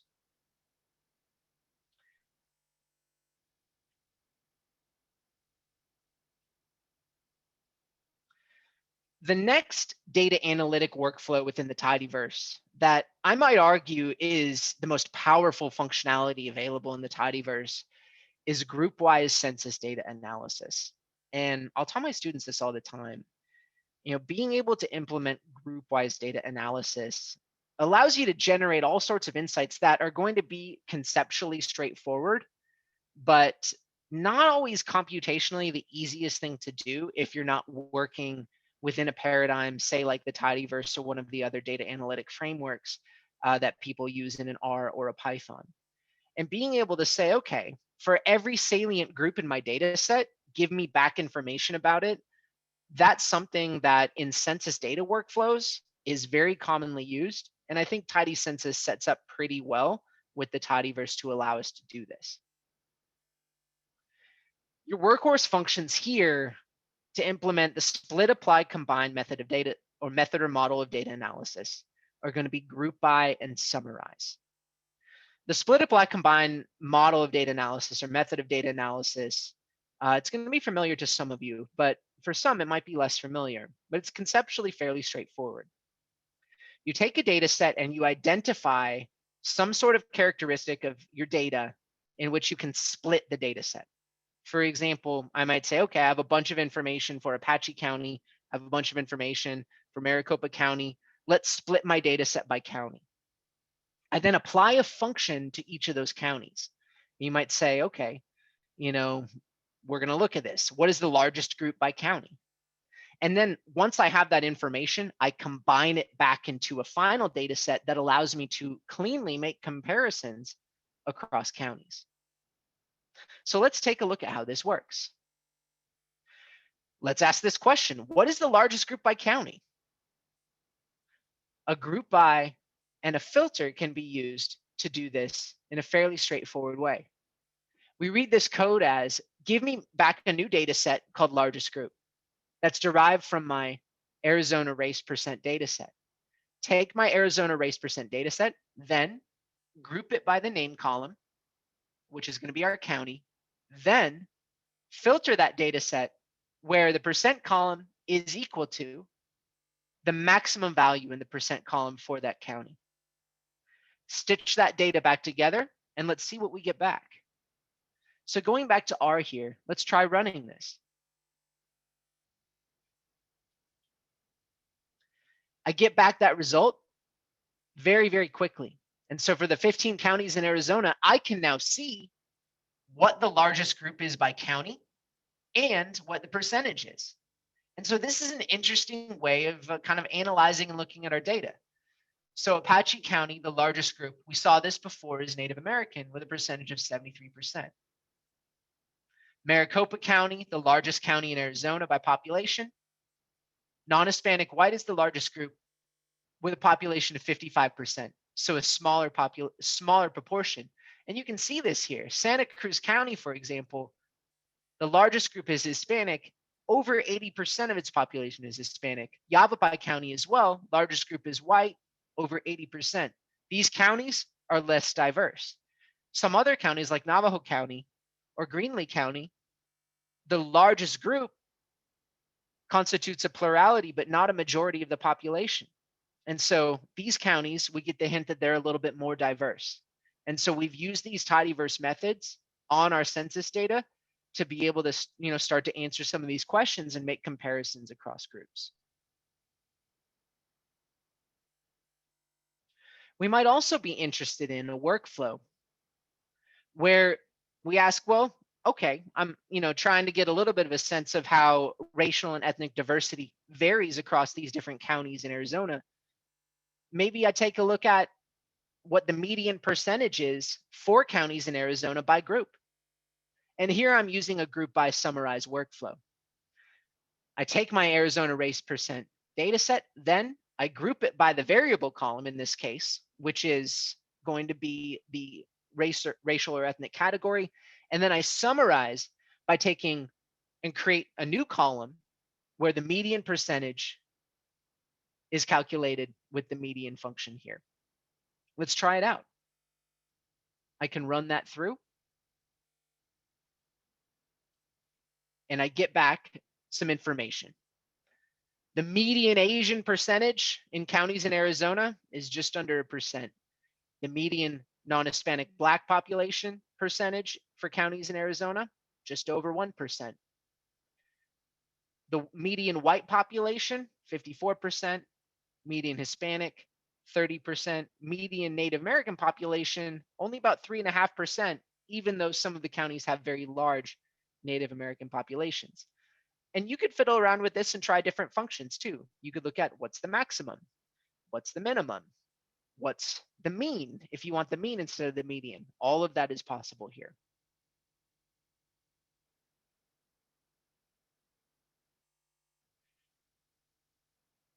Now, moving into kind of the last component of this hour of our work on sort of data wrangling in the tidyverse is working with margins of error in Tidycensus. We haven't talked a lot about margins of error yet, but they're really critical to acknowledge and pay attention to when we're thinking about working with American Community Survey data.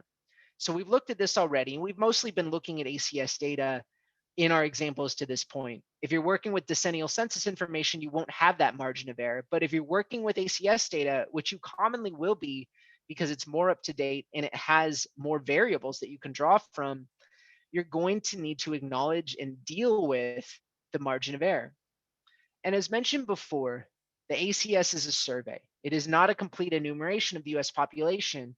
It's a survey from which characteristics of the population are inferred. And in turn, like any survey, those estimates are going to be subject to a margin of error. I mentioned this at the beginning of our workshop today.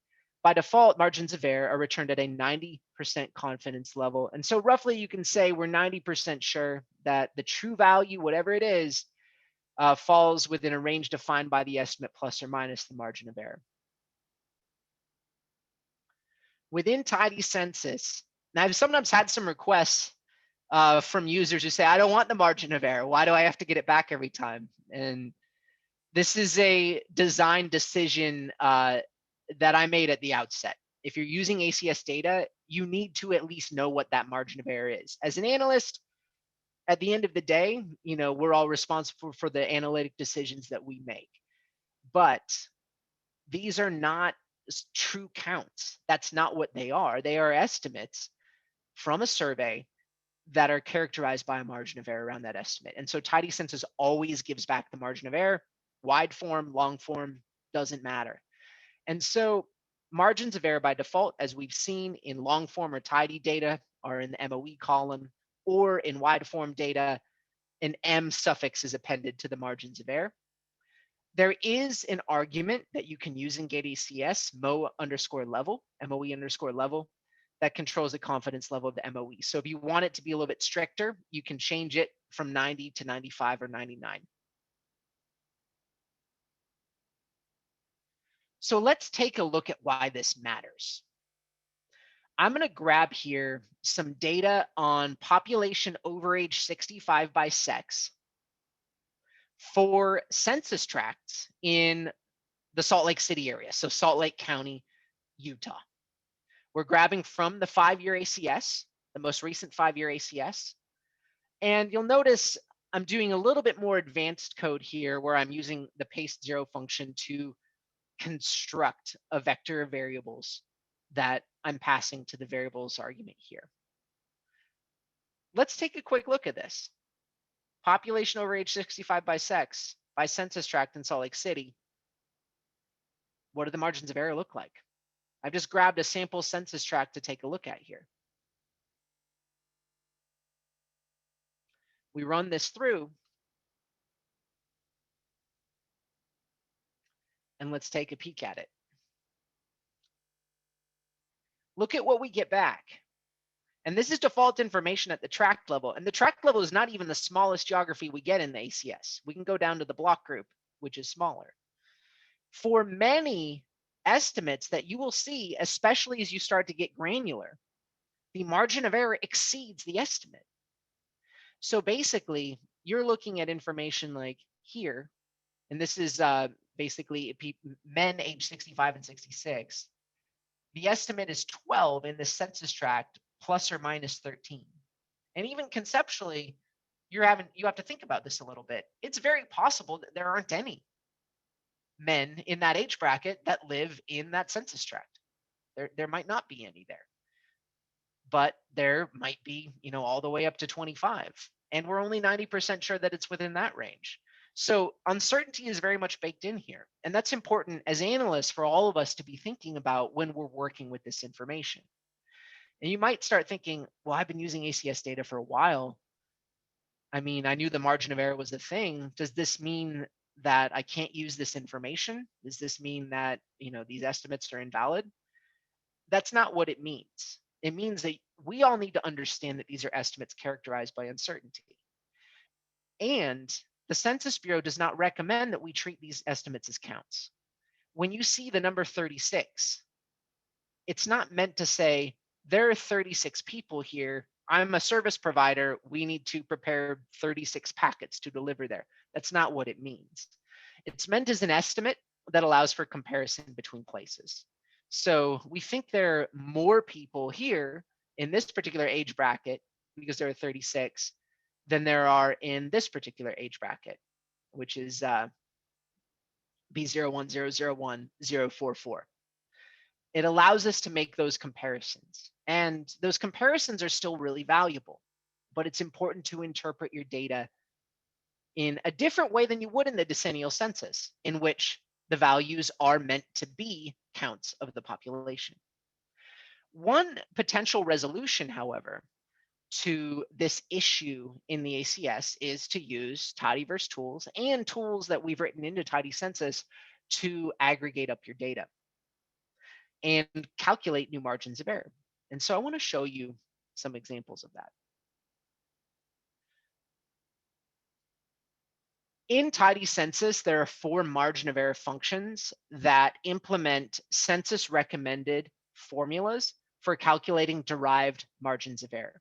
So you might say, if I'm adding estimates together, or if I'm dividing one estimate by another, what's the margin of error for that derived proportion or that derived sum? Well, we have functions that help you out with that. MOE sum calculates a margin of error for a derived sum, MOE product for a derived product, and then MOE ratio and MOE prop for proportion, depending on what your division looks like, calculates margins of error for a ratio or proportion respectively. And so the MOE prop function, just a basic illustration of how it works, we can run that through here in R. So if we look at the arguments for MOE prop, and if you're ever interested, if you're new to R, by the way, I probably should have mentioned this before, you can grab the help documentation for any function by typing in a question mark and then the name of the function that you want documentation for. So here I type in question mark MOE underscore prop, and now I get help documentation for it.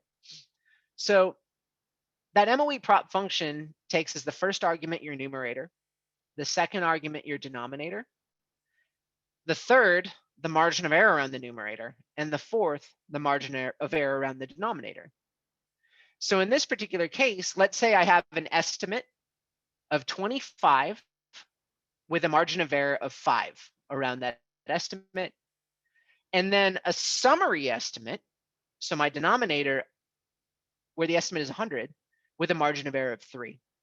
So what's the derived margin of error?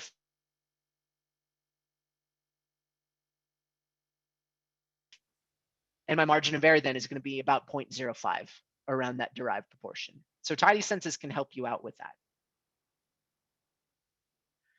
Finally, as we look at this here, the group by and summarize methodology in dplyr and in the tidyverse can sometimes help you out when dealing with some of these relatively large margins of error. In this particular case, what I'm doing is I'm taking all of the information about people over age 65. I am parsing out and using a little bit more advanced code here to identify the sex. So here I'm parsing out male and female. I'm grouping by the census tract and the sex, and I'm creating new estimates and margin of error columns for people over age 65 by census tract by sex in Salt Lake County, Utah. What I get back when I run that through, let's take a look at it,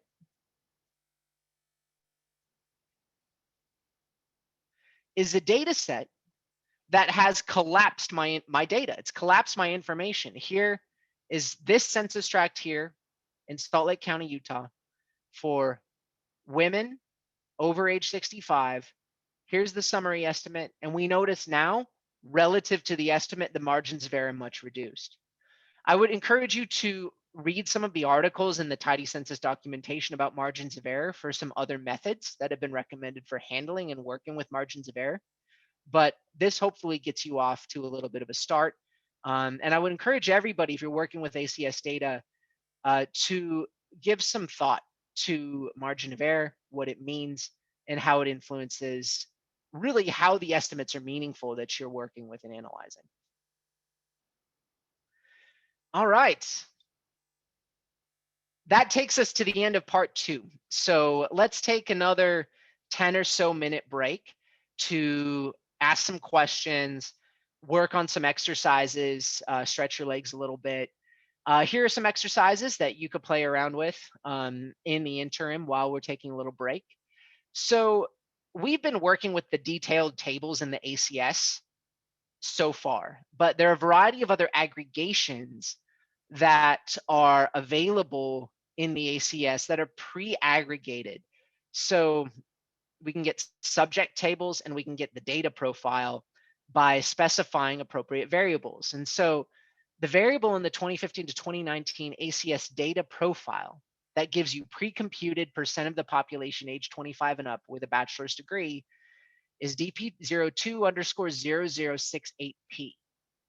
So try using this to determine, for a state of your choosing, the county with the highest educational attainment, the county with the lowest educational attainment, and then the median value for counties in your state using some of the tools that you've learned. So let's break for 10 minutes. We'll come back just after 3 o'clock Central Time, 4 o'clock Eastern Time, and we'll learn how to visualize some of this information.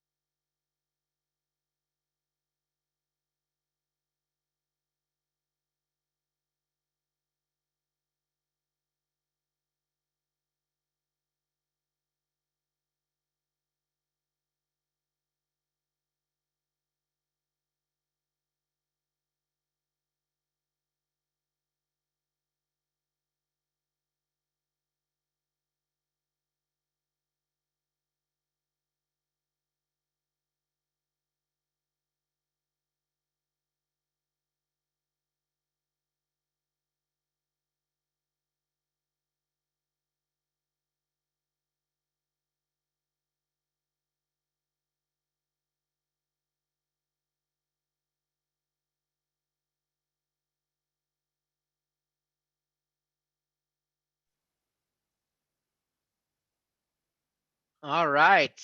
Welcome back, everyone. JP just sent me over a few questions. So JP, if you're there, we can get back going with those questions and then get moving into the third hour. Yep, I'm here. Hi, Kyle. So the first question I actually have for myself, because we've been getting a lot of questions both in the Q&A, by email, and in the chat, and that is whether this session will be recorded, and if so, will a recording be made available? And the answer to both of those is yes. This is being recorded. We will have the recording available sometime in the next couple of days, and for all registrants, we will send out an email to you as soon as it is up online. So you'll get an email in the next few days from SSDan. We will also put it up on our site, and I'm sure Kyle will be happy, if he reached out to any of you individually with the link separately to join the webinar, and I'm sure you can get in touch with you with the recording there. Yeah, once the video is ready, I'll probably tweet out the link as well if you do follow me on Twitter, or you could look me up there too, and I'll post it to the GitHub page. So you'll be able to find it there too. So there are a couple other questions I think really specifically for you. Yeah. The first one is, are there any tools for merging multiple years of data as kind of a compromise between the 1 year and 5 year estimates? So that way you can get more current data than the 5 year data would provide, but with a smaller margin of error. You know what you can do, at least out of the box, there aren't tools for that. What you conceivably could do, however, is grab data, say for a couple years, for say the 2018 and the 2019 1 year ACS, and then use the functionality that's available inside of Tidycensus to calculate, say, an average over those 2 years, and then a derived margin of error, which will be a smaller margin of error than what you would have, say, for 2018 or 2019. And it would just be important to interpret that appropriately. This is the average value between these two ACS years. This is the derived margin of error, based on the formulas provided by the Census Bureau. Again, out of the box, that's not something that I know of that exists, but you could reasonably use that approach. One thing that I should mention, though, and this is fairly important, I don't have functionality built into Tidycensus to pull multiple years of data at a time, and that is intentional.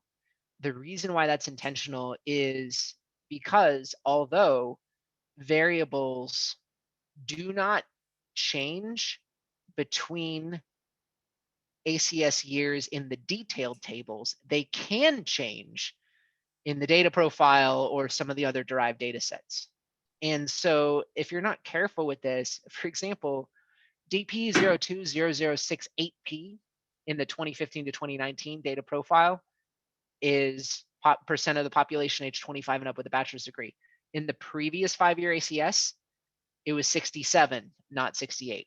And so if you had tried to combine, you'd be working with different information. And so there are ways, and I've seen multiple people even come up with their own functions for doing multi-year ACS analyses.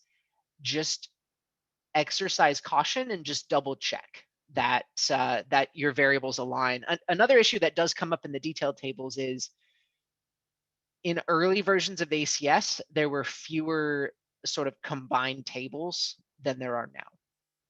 And so sometimes you might look for a variable that exists in the most recent ACS and you go back 10 years or even 5 years and it doesn't exist in that data set. So just a couple of things to be mindful of when you're doing time series work. Right. So you provided the perfect segue into another question.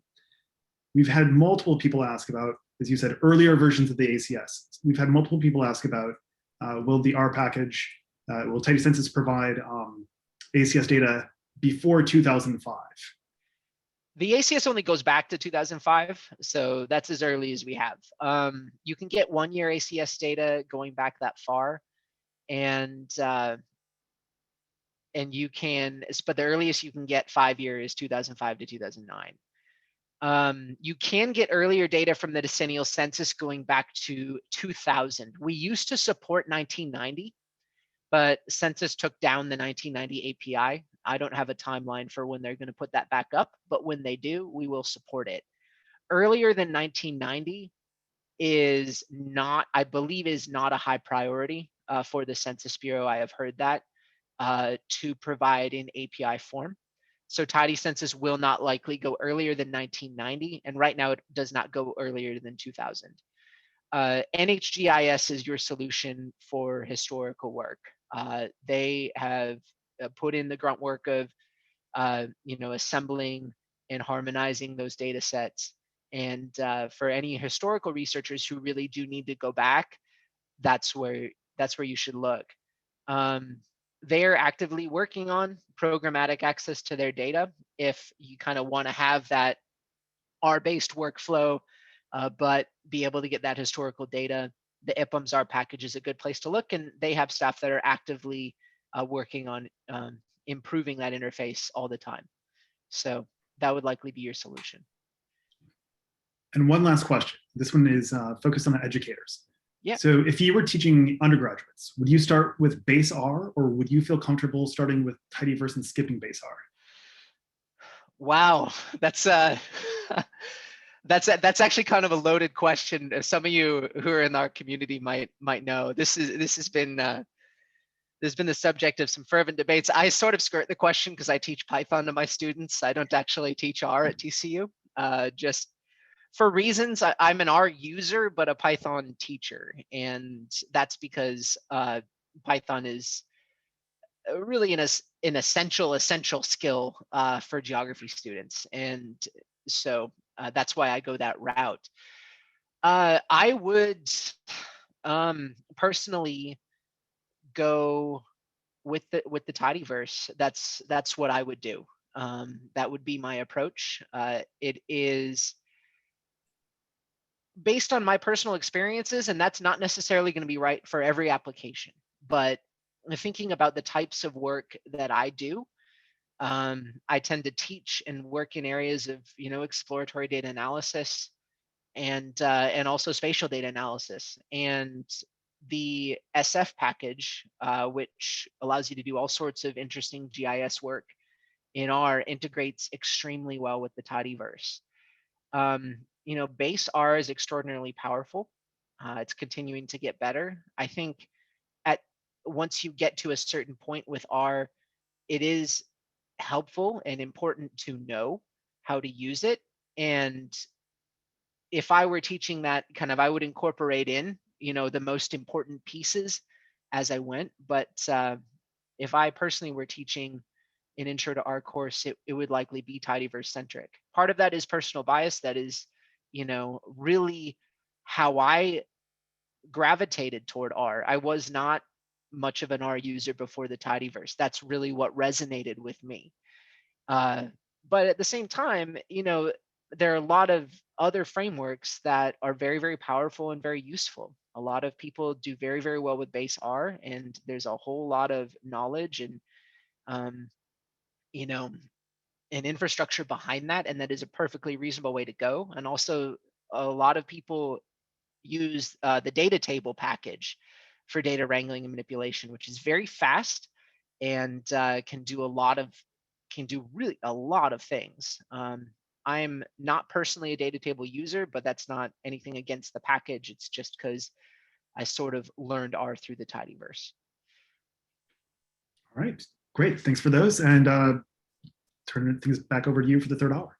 Excellent. So let's delve right in to data visualization. And to JP, to your previous question, part of the reason that I would teach with the tidyverse is because of ggplot2, the ggplot2 package for data visualization, which integrates just directly integrated within the tidyverse. And it's interesting, I teach a class called data analysis and visualization at TCU, and it gets students from all over campus. I'm in the geography department, but our program is small, so we teach a lot of students from business, communication, some of the bigger colleges on campus, and they come to my class to learn core data skills. And the class is taught in Python, and it's generally taught to non-programmers.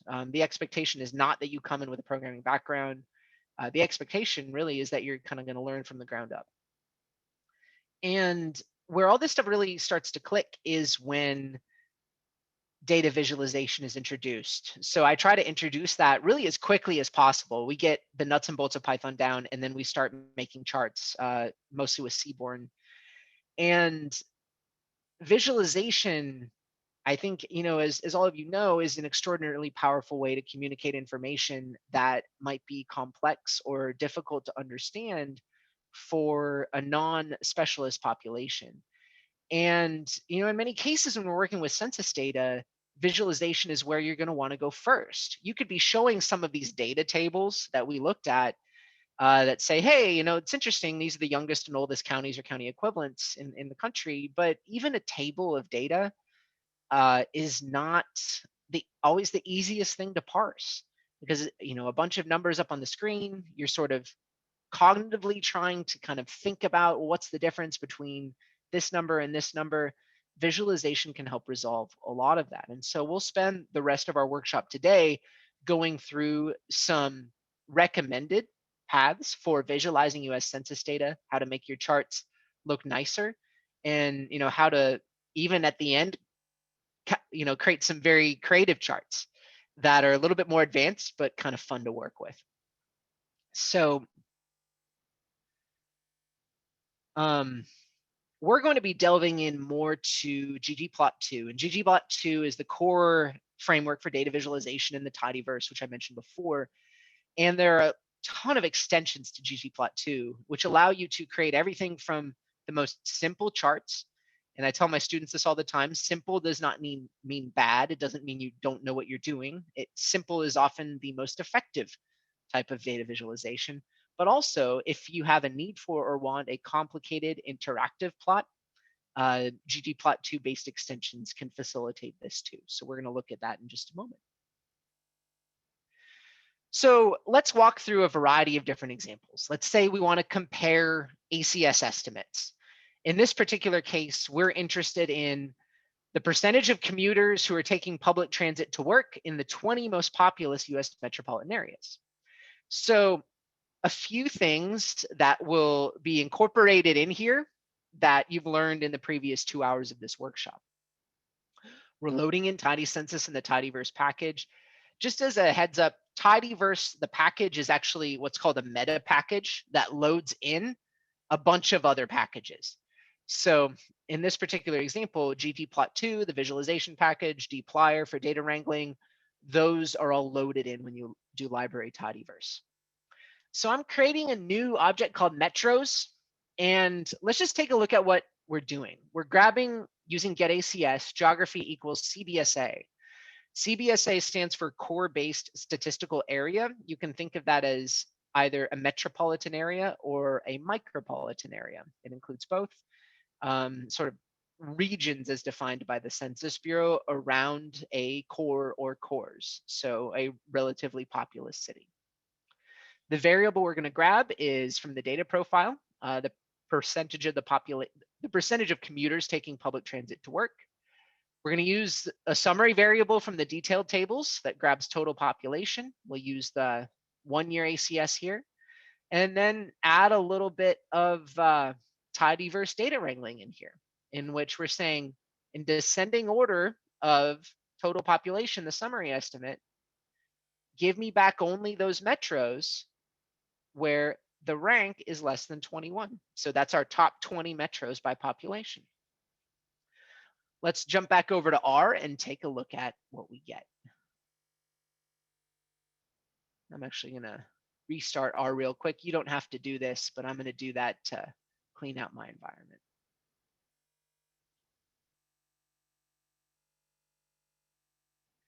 So I pull in this data for metros. And the reason why I restarted R is I wanted to show you this. When you load in tidyverse, it shows you all of the packages that are brought in. These packages, ggplot2, dplyr, and then some other packages that are used for data manipulation. So now I have my metros data. A handy function for just taking a quick glimpse, so to speak, at your data is the glimpse function in the tidyverse. What we can do is, we've learned how to do this already and just print out our data. I type metros and I can see, the metros in that capacity. Here's Atlanta with an estimate of 2.8 and the margin of error is 0.2. These are our top 20 metros by population in the US. The glimpse function shows you your data, but in a different format. So it prints out all of the columns as rows as displayed here, and then lets you look at the first few values. So one is not necessarily better than the other, but I wanted to make you aware of the glimpse function to take a peek at your data. It can be very helpful. So here we have a bunch of information. We have the GeoID, we have the name, we have our variable, and then an estimate. And we can kind of take a look at this and see what's going on with respect to the proportion of the population that's taking public transit to work. So let's try plotting this information, a first plot. And we can take a look at this back over in the slides as well. We have here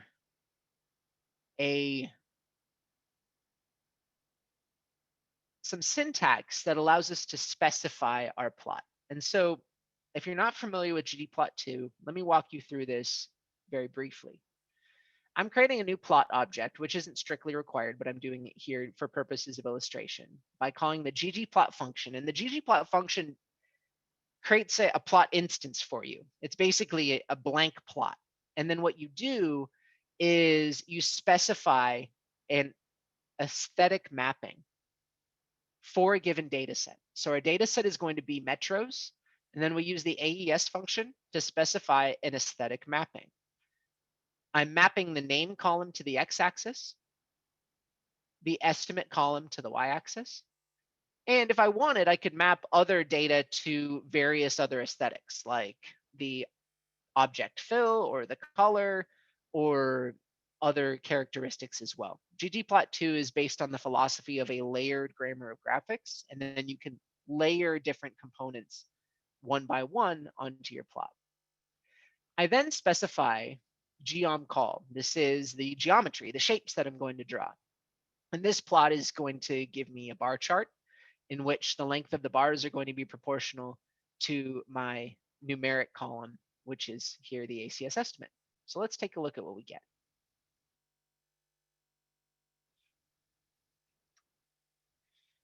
We have here a chart of the percent of taking public transit to work. It is not legible at all. It's it's a naive plot in this capacity. However, we can see that, okay, here's one bar that's really, really high for New York Metro. We know that's New York. We have some other cities here. The name is totally jumbled. I can't even see it at all because it's all mashed together. I didn't really think about in this example how I needed to format my plot. I just made a plot. But that doesn't mean this plot isn't useful.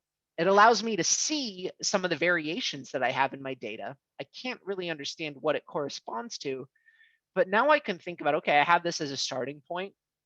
How do I move on from this and improve?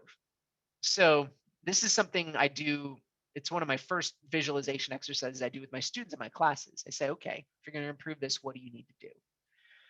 Well, we should move the names of the metros to the y-axis and the estimate to the x-axis and draw a horizontal bar chart instead of a vertical one. Another thing we should do is sort our data in descending order, sort our bars in descending order so we can make comparisons. And part of the reason that these names are so messy, if we scroll up here, is these metro names are very, very long. And I live in Fort Worth, Texas, and it pains me to do this. But when we're making really precise comparisons in a chart, it probably makes the most sense to call the Dallas-Fort Worth Metro just Dallas, because that saves space on our chart. And so what we're going to do here is we're going to cut off this name column either at the dash or at the comma and remove everything else behind that. So this is something that is a little bit beyond the scope of what we're talking about today. We're using what's called a regular expression here, but I do want to make you aware of the string-r package, which is part of the tidyverse. It includes all sorts of functionality for string manipulation. And so what we're doing here is we're cleaning up that name column. We're saying remove everything after the dash, remove everything after the first comma that you find. And then notice in our aesthetic mapping here, we reorder the name column based on the estimate. Let's see what plot we get back now. That's a lot better. We've cleaned up our metro names. We've sorted in descending order. And now we can clearly make some comparisons. So by far, New York has the most transit commuters, San Francisco, Boston, Washington, that's expected. Detroit, Dallas, Tampa, Riverside, those metros, fairly small proportions. So now we can actually start to have some conversation about what's going on. And this is helpful. Again, if you think about a chart like this versus showing someone a table of information like this that we print out in our R console, this is a lot of information. It's a bunch of numbers. We can't necessarily easily compare some of these values that are very close to each other. The visualization allows the kind of display of this information in a way that's going to be digestible to most of your audience. People can compare proportionality of bars. They know that New York is more than San Francisco because the bar is longer. Now, you probably want to make some additional modifications, however, to your chart and get even a little bit cleaner. And so ggplot2 has a bunch of different themes baked in. My personal favorite is theme minimal. I think everybody you talk to who uses ggplot2, they've got their own favorite theme. Theme gray is the default. I like theme minimal the best. So I'm specifying a theme minimal, and then I use the labs function to specify a title, a subtitle, axis labels, and then a caption to cite my sources. So you'll notice in ggplot2, the different methods are chained together with the plus sign, not the pipe operator. And I know Hadley, Wickham, and the staff at Rstudio have talked about this. It's in part because ggplot2 precedes the introduction of the pipe operator, but you can think of these working the same way. So you're taking basically your plot and then you're giving it a new theme, and then you're layering on some different labels. And now we can run that through, and let's take a look at what we get.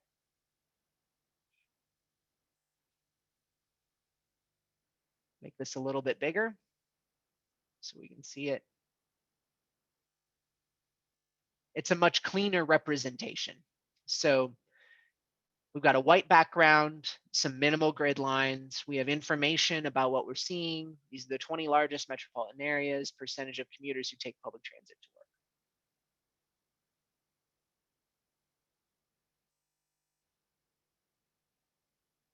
All right. So hopefully that gives you a little bit of a sense of what you can do visually to take your ACS estimates and start to make some comparisons with them. Now, something that during the break, I was browsing through some of the questions, and I saw one question along these lines that I thought, well, this is great. We're actually going to talk about this. And the question was, is there a visualization technique for dealing with margins of error? It's very difficult to explain what a margin of error means to a non-specialist audience. Even to a specialist audience, it's not always the easiest. And if I'm saying that margins of error matter, that they're important for you to know about, and then you're communicating information based on ACS estimates, should you incorporate those margins of error into your visualizations? I'm going to show you an example of how to do that. When you're dealing with large metros, that say have 5 million, 10 million people living there, the margins of error around your estimates are going to be fairly small. But when you're dealing with smaller geographies with smaller populations, margins of error can be quite large. And in turn, making comparisons of estimates that have large margins of error requires a little bit more detail, a little bit more nuance. And so we're going to spend some time talking about that. How do you visualize margins of error in the American Community Survey? So let's grab some data to take a look at this. We're going to take a look here at median household income, so a familiar variable for us at the county level in the US state of Maine. We're going to use our string remove function to lop off the county Maine that is appended to the name of all of the counties. Given that all of the counties are in Maine, we don't need this information. And so let's take a quick look at this data.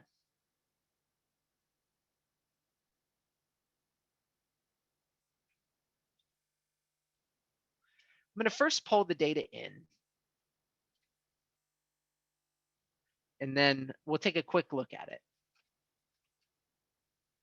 So here we have the counties in Maine. There's 16 counties in Maine.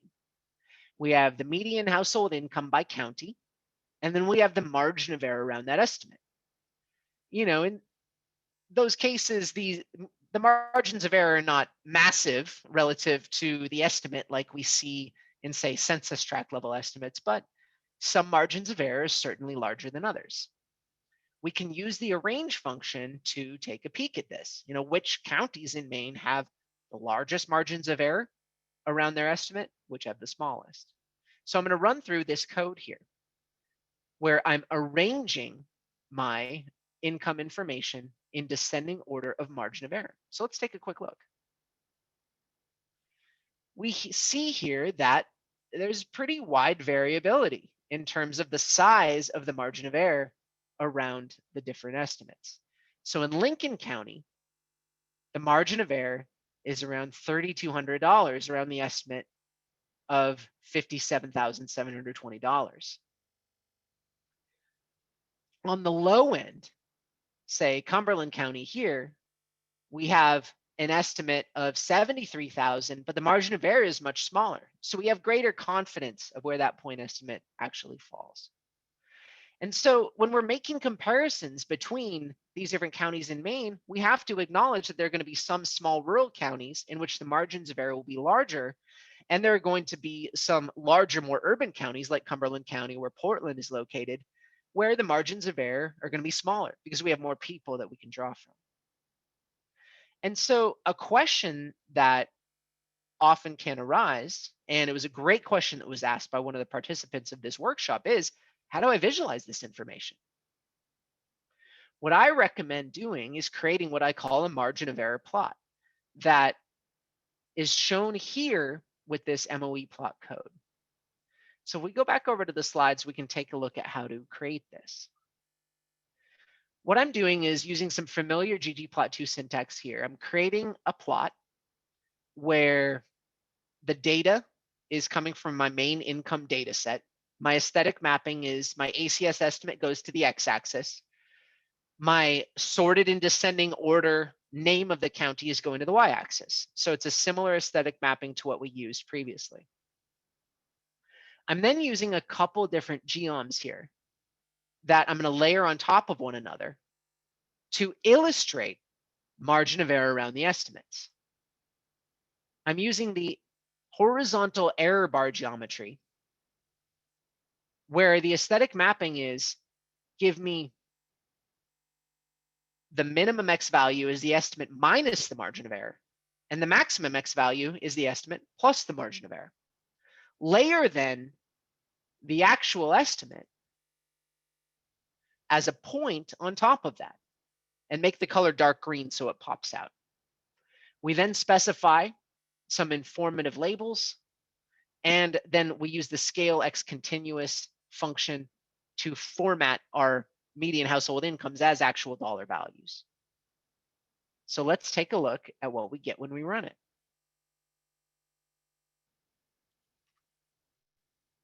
Here we have a margin of error plot. You can call it maybe a TIE fighter plot if you're a fan of Star Wars. It kind of looks like a fleet of TIE fighters that are organized, in this case, in descending order. Cumberland County is the wealthiest county as measured by median household income in Maine. That makes sense, as the large city of Portland is there. And we can see here, we have the point estimate, and then we have the margin of error around that estimate, visualized on this margin of error plot. This allows us to think about some of the nuance in terms of ranking these different counties. For example, we can be fairly confident that Cumberland County has the highest median household income of all counties in Maine, because its margin of error does not overlap the margin of error range of York County, which is the second richest. When we start getting into the middle here, we need to start interpreting these estimates with nuance. For example, we see here Hancock County. Hancock County has a margin of error around the estimate. The estimate suggests that Hancock County has a lower median household income than Lincoln County and a higher median household income than Kennebec County. However, given the range of the margin of error, it's reasonable that the actual estimate, the true value, I should say, the true value of Hancock County could actually be higher than Lincoln County, but also higher than Knox County, though it could also be lower than Kennebec County. So hopefully this isn't making your head hurt too much and thinking about, okay, I'm trying to make comparisons here, and you're telling me that it could actually be higher than this county, it could be lower than this county. Well, given that the data that we have are based on a sample, that is accurate. And this is a way that we can start, however, interpreting our ACS estimates. We're saying here, yeah, we do think that this is where the ranking is with respect to incomes, household incomes of counties in Maine, but it's important to understand that these estimates are characterized by uncertainty, and you can see the range of the uncertainty around these estimates is visualized in this margin of error plot. I find this to be a pretty useful visual heuristic for thinking about and showing people how and why margin of error matters and impacts your downstream data analyses. All right, so let's start getting into some more advanced charts that are kind of fun to work with that Tidycensus facilitates. And GG2 is doing the heavy lifting here, but my goal at the beginning developing Tidycensus was, in many cases, thinking about, in my research, in my teaching, in my professional work, all of these visualizations that I want to use on a regular basis. How do I get there faster? As you know, as data analysts, the data wrangling process to get data in the right format for the right visualization, that can be fairly laborious. And so ideally, we can make creative visualizations with not a whole lot of data wrangling code. There's always going to be some of it, because you want to make sure that you're removing the chart junk that you don't need and that you're clearly expressing what you're trying to express. But we'll show you kind of some examples here of how you can make some fun visualizations that you'll be able to take away after this workshop and play around with. So let's take a look at population pyramids. Population pyramids are one of the most popular visualizations for looking at the demographic breakdown by age and sex of a population. And we're going to use a new function in Tidycensus to get data for these population pyramids. We're going to use get estimates to talk to the population estimates program API. I added this in 2018 to Tidycensus. Originally, my plan was just decennial census and American Community Survey. That's all it's going to do. The Census API package is great. It already does all of these other APIs, and I still do feel that way. But I wanted to add get estimates with the population estimates API, because I felt like the data that were coming back were very much aligned with the broader principles under which I developed the package. So get estimates allows you to pull in different products that allow for some different demographic statistics that aren't necessarily found in ACS. So you can grab population estimates you can grab components, which is very useful and interesting. You can get births, birth rates, deaths and death rates, and migration. And you can get housing information and then also characteristics. And the characteristics product, which we're going to use here, is very handy because you can break down your data along a kind of variety of axes. So by race, ethnicity, and by age and by sex, and create really customized visualizations in that capacity. So let's take a look at what population estimates data look like. We're going to look at for the state of Utah, and we're going to grab characteristics. So this will give us population estimates broken down by sex and age group. We're going to use informative labels, and we're going to grab data for 2019. So let's go over to R and run that through and take a look.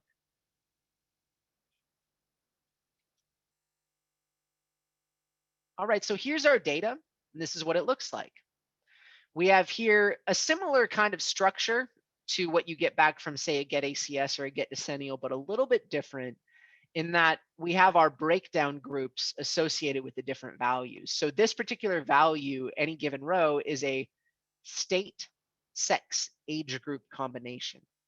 So for both sexes, age 0 to 4 years in Utah, this is the estimated population value.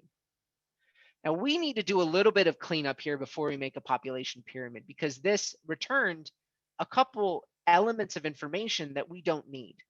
The population pyramid is going to be a stacked bar chart that shows population values organized vertically by age and then mirrored around a central axis by sex. So we don't need the both sexes value, and we don't need the all ages group. So we're going to filter that out.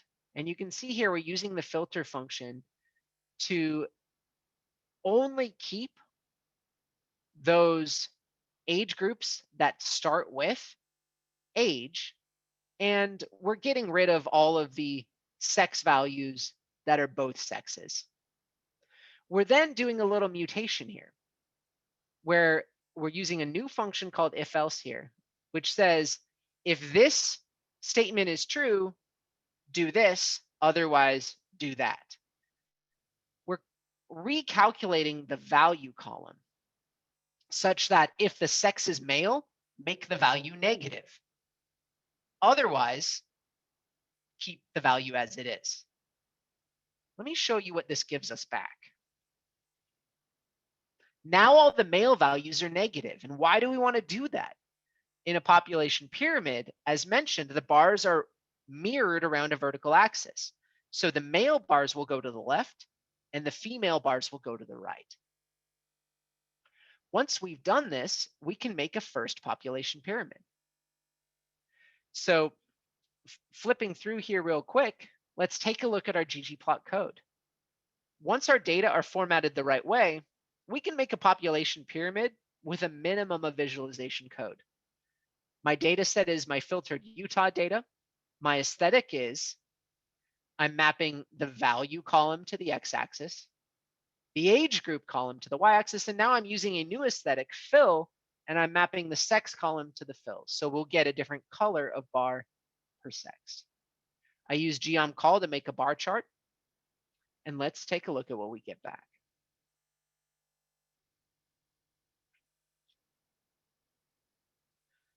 We have a population pyramid.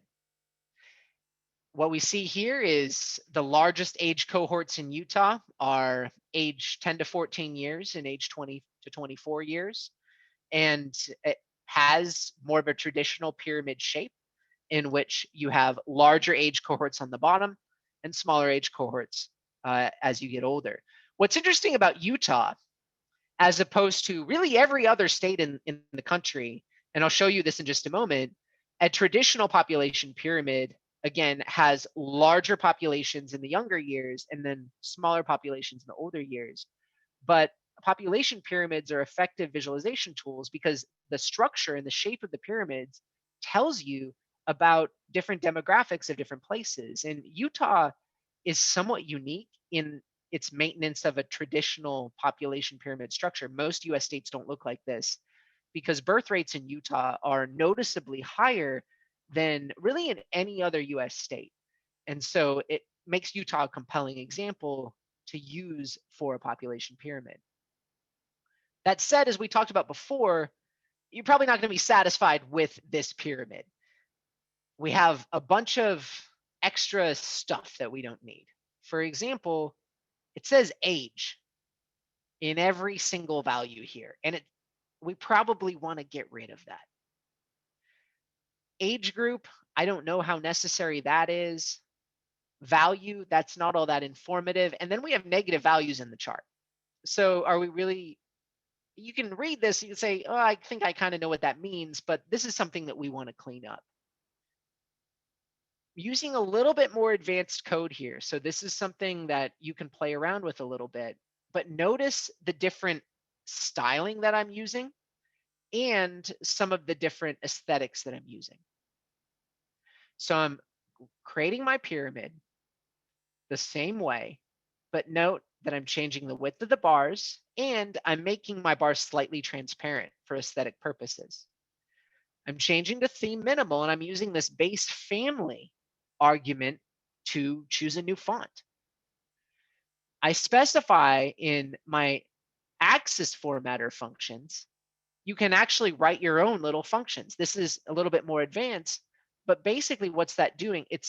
What it's doing is it's taking those axis labels and it's giving you back the result of the function. And so basically what I'm saying here is I want on my x-axis to divide this value by 1,000 and add a k onto it. And on the y-axis, I want to get rid of age or years. Let's run this through and see what we get back. We get a much nicer looking population pyramid, which has informative axis labels. It's cleaned up the tick labels over here, and stylistically, we got a little bit of transparency going as well.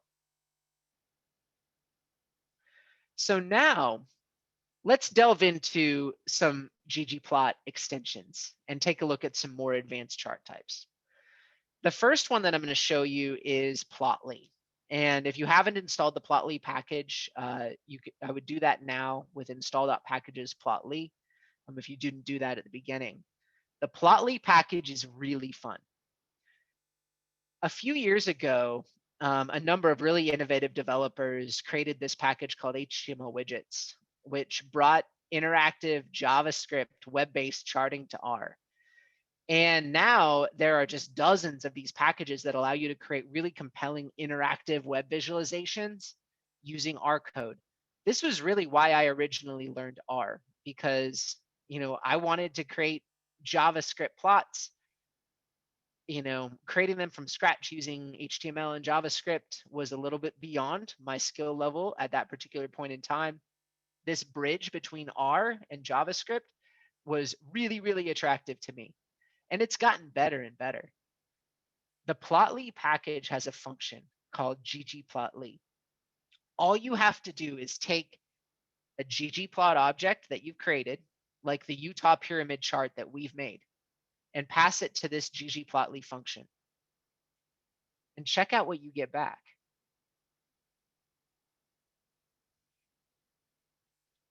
I run that through. I now have an interactive population pyramid. I can hover over any of the bars and I get back the actual data value. So for women aged 65 to 69, the population estimate in Utah in 2019, the population estimate is about 64,000. For men or for males aged 10 to 14, you can get back that exact value. Now, granted, I could do a little bit more cleanup as well in my data if I wanted to format that tooltip, but I just wanted to show you very briefly, with a single function and a minimum of code, you can convert over your ggplot object and your ggplot2 creation into an interactive chart that preserves most of the styling. And Plotly, it's not just about the hover tooltips. I can click to turn on and off different data series. Or if I want to, I can use this little zoom feature. Let's say I only want to look at older age groups. I zoom into this part of the plot. And now I have an above 50 population pyramid for Utah. I can double click and it takes me right back to the original plot. This is a lot of fun to play around with. I'd encourage you to try it out. The very last piece that we're going to take a look at for our workshop today is ggplot2 extensions. And ggplot2 is a phenomenal and customizable package for visualization, and it accommodates extensions where the community can come in and create new geometries that they can work with, create new functionality in ggplot2 that allow developers and analysts to create all sorts of interesting plots. GGAnimate is maybe one of the most fun ones. I'm not showing that today, but I'd encourage you to take a look at that. It, in a very straightforward way, allows you to create animated charts. It's very, very fun to play around with. I'd encourage you, if you have the slides up, to follow this link and take a look at the extensions.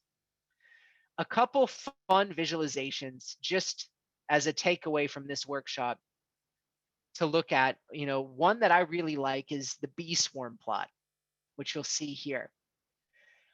This bee swarm plot, it's called as such because it looks like a bee swarm of dots, but it allows you to see the distribution of values, in this case by category. So what we're showing here is census tracts in New York City. And it shows the household income distribution of census tracts in New York City by the largest racial or ethnic group in that tract. And New York City has a lot of census tracts that have a plurality or majority of non-Hispanic white, non-Hispanic Black, non-Hispanic Asian, or Hispanic populations, which makes it a nice example for purposes of comparison. And so you can get a sense here of where, say, the median values are, where the values tend to cluster around. And we see how the distribution of plurality white tracts with respect to median household income differs from, say, plurality Black or plurality Asian or Hispanic. But you also can take a look at the range and the variation, which is often lost when you're having conversations about, okay, what is the average value? In this case, there are some very, very wealthy white census tracts in New York, but also some lower income ones. You don't see the same level of sort of wealthy majority non-white tracts, but there are a number of census tracts for each that have a plurality, at least, of each group with median household incomes above $100,000. And so if you want to play around with that code, you'll need to install the ggvswarm package and load it in, but you'll see how to create that code here. And it's created by using some of those tidyverse wrangling tools that we've looked at. The second fun plot that I want to show you is a geofaceted plot. And I didn't get into this today, but one of the most powerful methods you can use in ggplot2, in my opinion, is faceted visualization, where you're using that sort of group-wise data analysis paradigm, but applying it to visualization, where you're saying, I'm going to create a chart for each group. The geofacet package is really fun. It's an extension to ggplot2 that allows you to create plots. You might have seen these in the New York Times or the Washington Post or other publications. They allow you to create separate plots for a given value in your data set. In this case, we're creating population pyramids for each state, but it puts the panels, it puts the little plots in relative terms where that particular geography should be geographically. You're never going to get it perfect. I've seen this one used before, and I'm using this particular grid here because I thought it did a pretty nice job with handling where Puerto Rico goes, and it aligned a little bit better with the names that come out of Tidycensus. I've heard some people say, well, how can you put Wisconsin north of Minnesota? That doesn't make any sense. And I get it. There are a lot of different grids. There are international grids, for those of you who work internationally. There are a number of different US grids. And there are even county grids. For example, there's a grid for counties in Michigan, if you want to make sort of different plots for counties in Michigan. But this one is pretty fun. As I mentioned before, looking at the demographic structure, you see here Utah, which has a more traditional pyramid shape. You can compare that with places like Maine or Vermont, New Hampshire, which have older populations.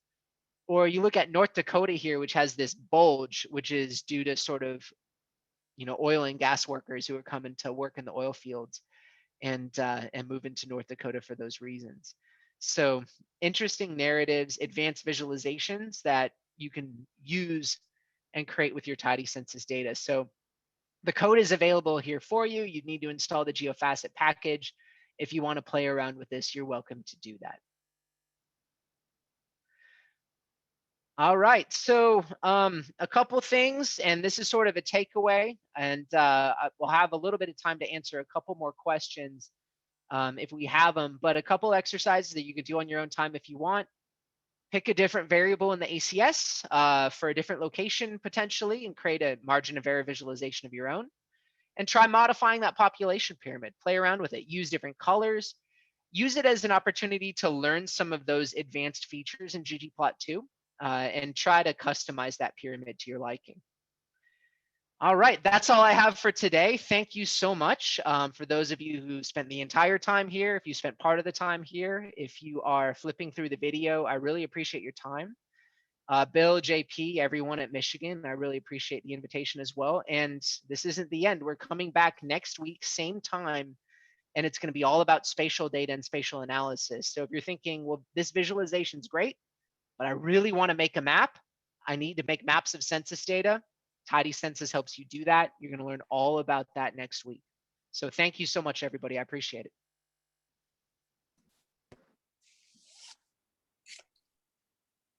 Kyle, thank you very much.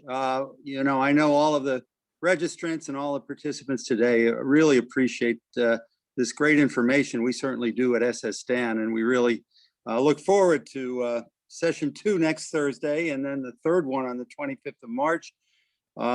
This is a kickoff of our pandemic webinar series, I guess you can say, and you've really helped us a lot, and we really appreciate it. There's a lot of good information. I also want to put a shout out for another workshop we're going to have on March 18th with a different set of presenters, and that one will be focused more on undergraduate teaching using already put together course modules and data sets, and how you filter those into different topics in your classroom. But it's all part of our broader program of making teachers, giving teachers the accessibility of census and ACS data that they can use in their teaching and in their research. Want to see if John DeWitt has anything to say to end today. I think you hit on everything. Some of the links are up on the screen right now. We will send out the links to both the slides and the resources that Kyle referred to during today's session, as well as a link to the recording once that is available. So all that will be coming to you in the coming days. Thank you so much for attending. Thank you, Kyle, for the great presentation, and we look forward to more of this later in March. Thank you. I look forward to it. Hope to see you all next week. Take care.